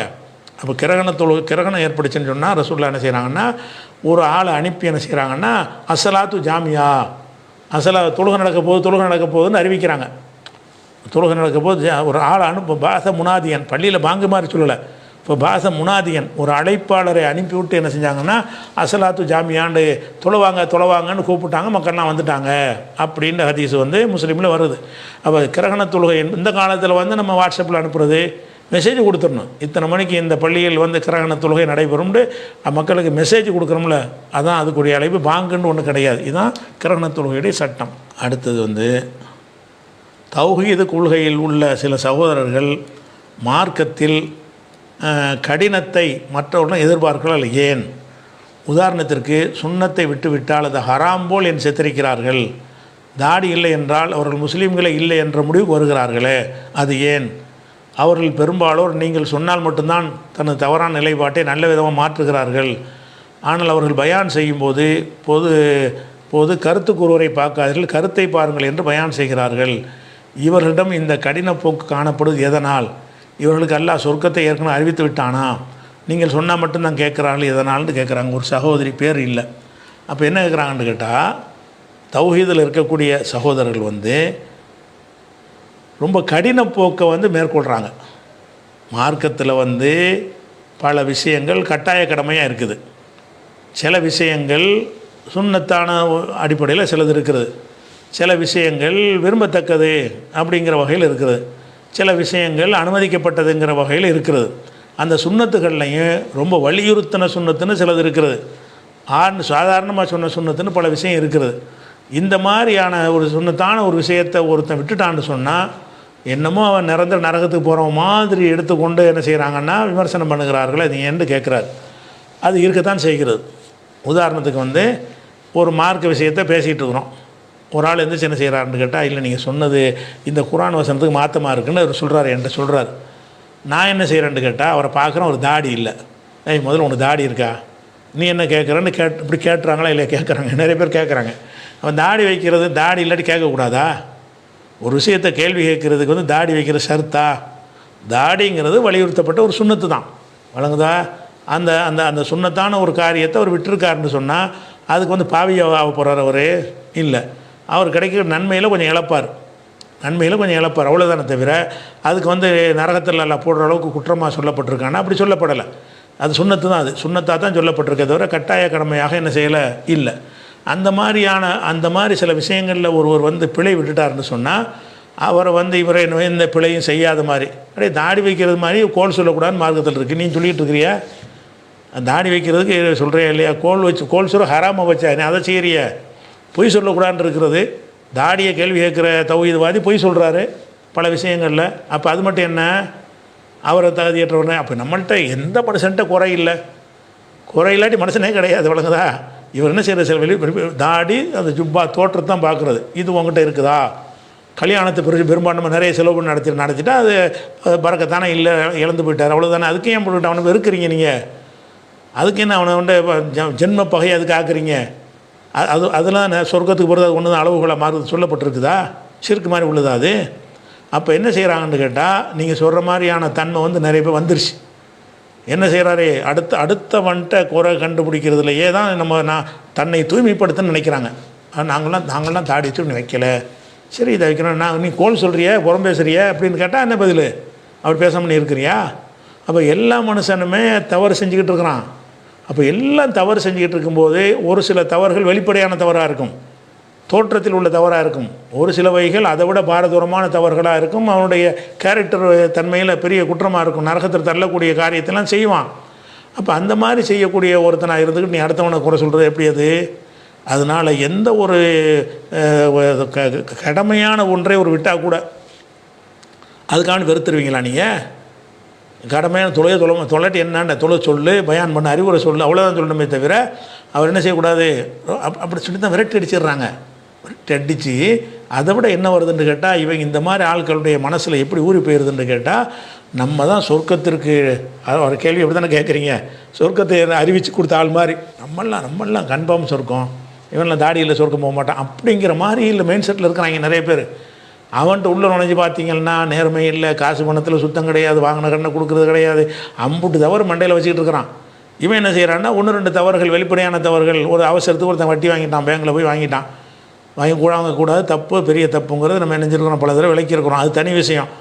அதை சொல்லும்போது என்ன செய்கிறான்னா இவர் எந்த தவறு செய்யாதவர் மாதிரி அந்த தவறை சுட்டி காட்டுற விஷயம் வேறு, இவர் செய்த காரணத்தினால் இவர் இங்கே வரக்கூடாது அப்படின்னு சொன்னியானால் அப்போ நீ செஞ்ச தவறுக்கெல்லாம் பட்டியல் போடப்போ அவர் செஞ்ச தவிர அவருக்கு சுட்டி காட்டுறதுங்கிற அளவு நிற்க மாட்டேங்கிறாங்க. தொழாமல் இருக்கிறான்னா அது தொழணுங்க, அதான் கடமை நல்லா இல்லை, தனியாக கூப்பிட்டு என்ன செய்யலாம், அதை சொல்லலாம். நீ வட்டி வாங்கிட்டீங்க, பெரிய பாவம் செஞ்சிட்டீங்க, இது செஞ்சது நடந்து போச்சு, இனிமேலாவது செய்ய மாட்டேன்னு உறுதி எடுங்க, சீக்கிரம் அதில் மீள்வதற்கு முயற்சி பண்ணுங்க என்று அவருக்கு அறிவுரை சொன்னால் அது ஓகே. இது தெரிஞ்ச உடனே மைக்கை போட்டுக்கிட்டு இவர் வட்டி வாங்கி விட்டார், இவர் நம்முடைய எந்த இதுக்கும் வரக்கூடாது, அப்படியாக முடியாதுன்னு அவரை போட்டு இன்சல்ட் பண்ணி கேவலப்படுத்துகிற மாதிரி பேசுகிறாங்க. ஆனால் பேசக்கூடியவனாக இருப்பான்னு கேட்டால் பொது காசை திங்கிறவனாக இருப்பான், மோசமானவனாக இருப்பான், அவதூறு சொல்கிறவனாக இருப்பான், எல்லா பாவத்துக்கும் ஒட்டுமொத்த குத்தை எடுத்தவனாக இருப்பான். அப்போ இதுக்கெல்லாம் என்னடா பனிஷ்மெண்ட்டு? அதனால் இது ரொம்ப பெரிய தப்பு, ஊறி போச்சானா. தௌஹீதெலாம் எப்படி இருக்குது, தப்லீக் ஆளுங்க அப்படி தப்லீக்குன்னு பார்வை வச்சுருப்பாங்கல்ல, அது இல்லை, பெரிய ஜிப்பா போட்டாட்டி அவனை கணக்கில் எடுக்க மாட்டாங்க. ஒவ்வொருத்தனும் இயக்கத்துக்குன்னு சில இதை வச்சுக்கிறான். இதுகளில் கரெக்டாக இருந்தால் போதும்னு அவங்க கணக்கு வச்சுருக்கான். எல்லாத்துலேயும் கரெக்டாக இருக்கணுங்கிறது தான் மார்க் தௌஹீதுங்கிறது. ஆனால் என்ன செய்கிறான்னா தௌஹீத்வாதி சில கணக்கு வச்சுருக்கிறான், தாடி, பட்டி, இந்த மாதிரி 2-3 கணக்கு வச்சுக்கிறான். இதை செஞ்சால் நீ ஓரம் கட்டப்பட்டவன் ஒரு கணக்கு வச்சுக்கிட்டான். இது மட்டும்னால ஓரம் கட்டுறது எத்தனையோ தவறுகள் மனுஷன்ட்ட இருக்கு, அதெல்லாம் பிரச்சனை இல்லை இவருக்கு இந்த 4 விஷயம் அவர் வச்சுக்கிட்டார். அது மாதிரி அவர் என்ன செய்ய, தப்லீக்கார் என்ன செய்வார்னு கேட்டால் பெரிய ஜிப்பா போடணும், பெரிய தாடி வைக்கணும், தொப்பி ஒன்று பெருசாக போடணும். அப்போ அது இல்லாட்டி தொப்பியை போடாமல் இருக்கிறான், ஜிப்பா போட்டிருக்கிற நீ அப்படின்னு அவனுக்கு அது பெரிய குற்றமாக தெரிகிறது. ஒவ்வொரு இயக்கத்தில் உள்ளவன் அவன் எதை சார்ந்திருக்கிறானோ அந்த 2-3 விஷயத்தை எடுத்துக்கிறாங்க, அது தப்பு. எல்லா மனிதன்ட்டையும் தப்பு செய்கிறான், அவனுக்குதா எல்லா மனிதனுமே தப்பு செஞ்சுக்கிட்டு இருக்கிறான். தப்பு செஞ்சதுனால ஓரம் கட்டுறதுங்கிற ஒரு கான்செப்ட் வந்தாலேயே நீங்கள் உங்களை தப்புக்கு அப்பாற்பட்டவர்களாக கருதுறீங்கன்னு அர்த்தம், இறைத்தன்மைக்கு சொந்தம் கொண்டாடுறீங்கன்னு அர்த்தம். அதனால் இந்த தன்மை இருந்தால் நீங்கள் மாற்றிக்கிறங்க. அடுத்து ஆயத்துல் குர்சி சம்பந்தமாக நீங்கள் பேசிய ஒரு வீடியோவை பார்த்தேன். அதில் ஆயத்துல் சம்பந்தமாக வரக்கூடிய ஹதீஸ் பலவீனமாக இருப்பதாக கூறினீர்கள். அப்படி என்றால் ஆயத்துல் குர்சி என்று துவா இருக்கிறதா இல்லையா? ஒவ்வொரு கடமையான தொழுகைக்கு பின் ஆயத்துல் குர்சி ஓதலாம் என்றக்கூடிய ஹதீஸ் நிலை என்ன அப்படின்னு கேட்குறாங்க. ஆயத்துல் குர்சியை பொறுத்த வரைக்கும் முதல்ல அது ஒரு குர்ஆனுடைய ஒரு வசனம், விளங்குதா? குர்ஆனுடைய வசனத்தை எப்போ நீங்கள் ஓதுனாலும் சரி குர்ஆன் ஓதுன நன்மை கிடைக்கத்தான் செய்யும். குல்ஹுல்லா சூராங்கிற குர்ஆனுடைய வசனம் தானே, அதில் ஒரு எழுத்துக்கு 10 நன்மை இருக்குல்ல. ஆயத்துல் குர்சிங்கிறது ஒரு துவாவா குர்ஆனுடைய வசனமா? ஆயத்துன்னு அதில் வந்துடுது, குர்சின்னு வரக்கூடிய ஒரு ஆயத்துன்னு அர்த்தம், குர்ஆனில் உள்ள ஒரு ஆயத்து. அது இப்போ குர்ஆனில் உள்ள ஒரு வசனமாக இருக்கிறதுனால ஆயத்துல் குர்சியை எங்கேயும் எப்போதும் நீங்கள் ஓதலாம். அல்லாஹ்வுடைய வேதம் என்கிற அடிப்படையில் என்ன செய்யலாம், நினச்ச நேரத்திலலாம் நீங்கள் ஓதலாம், அதுக்குரிய கூலி கண்டிப்பாக இருக்கிறது, அதை நம்ம தப்புன்னு சொல்லவே கிடையாது. அதே நேரத்தில் அந்த ஷைத்தான் கற்றுக் கொடுக்க வந்தது, களவாங்க வந்ததுங்கிற அந்த ஒரு ஹதீஸில் வரக்கூடிய விஷயத்தை தான் நம்ம தவறுன்னு சொல்கிறோம். அதே நேரத்தில் ஒவ்வொரு தொழுகைக்கும் பிறகு ஓதுகிற ஹதீஸ் சரியான்னு கேட்டிங்கன்னா, அப்படி ஒரு ஹதீஸு நசையில் சுனனுல் குப்ராவில் வருகிறது. மன்கர ஆயத்துல் குர்சி ஃபி துபுரி குல்லி சலாத்தின் மக்தூபத்தின், கடமையான ஒவ்வொரு தொழுகைக்கு பின்னாடி யார் ஆயத்துல் குர்சி ஓதுகிறாரோ லம் யம்னோஹுமின் துஹூலில் ஜன்னா இல்லா யமூத், அவர் சொர்க்கத்துக்கு போவதற்கு அவர் மரணம் தவிர வேறு தடையாக இல்லை, மரணிச்சுட்டு சொர்க்கத்துக்கு போயிடுவார் அவர் சொர்க்கம் உறுதியாகிவிட்டது, ஏன் இன்னும் போகாமல் இருக்காருன்னு சாவலை, செத்துட்டே சொர்க்கம் போயிடுவார் அப்படின்னு ரசூலுல்லாஹ் சொல்கிறாங்க. யார்? மன்கர ஆயத்தில் குர்சி ஃபீ துபுரி குல்லி சலாத்தின், ஒவ்வொரு தொழுகைக்கு பின்னாடியும் ஒருத்தர் வந்து மக்தூபத்தின் கடமையான தொழுகைக்கு பின்னாடி ஆயத்து குர்சி ஓதுவாரையானால் லம் யம்னஹு மின் துஹூலில் ஜன்னதி இல்லா யமூத், சொர்க்கம் நுழைவதற்கு அவர் மரணிப்பதை தவிர வேறு ஒன்றும் தடையாக இல்லை. நம் மரணிக்கிறது தான் தடையார், மரணிச்சிட்டாருன்னா தடை நீங்கிற சொர்க்கத்துக்கு போயிடுவார். அப்போ சொர்க்கத்தில் கண்டிப்பாக சேர்க்கக்கூடியதுன்னு ரசூலுல்லாஹ் சொல்கிறாங்க. இந்த ஹதீஸ் சரியான ஹதீஸ் தான். இதன் அடிப்படையில் நீங்கள் என்ன செய்யலான்னு கேட்டால், ஒரு தொழுகைக்கு பின்னாடி ஆயத்துல் குர்சிலாம் ஓதலாம். அந்த ஒரு ஹதீஸ் தான் பலவீனமானது தவிர ஆயத்துல் குர்சியுடைய சில சிறப்புகள் இருக்குது, அதுக்கு பலவீனமானது கிடையாது. இவ்வளோ தான் மொத்த கேள்விகள். இன்ஷா அல்லாஹ் இதோட அமெரிக்கா உள்ள எல்லா கேள்விகளும் நிறைவடைந்து விட்டது என்பதை தெரிவித்துக் கொள்கிறோம்.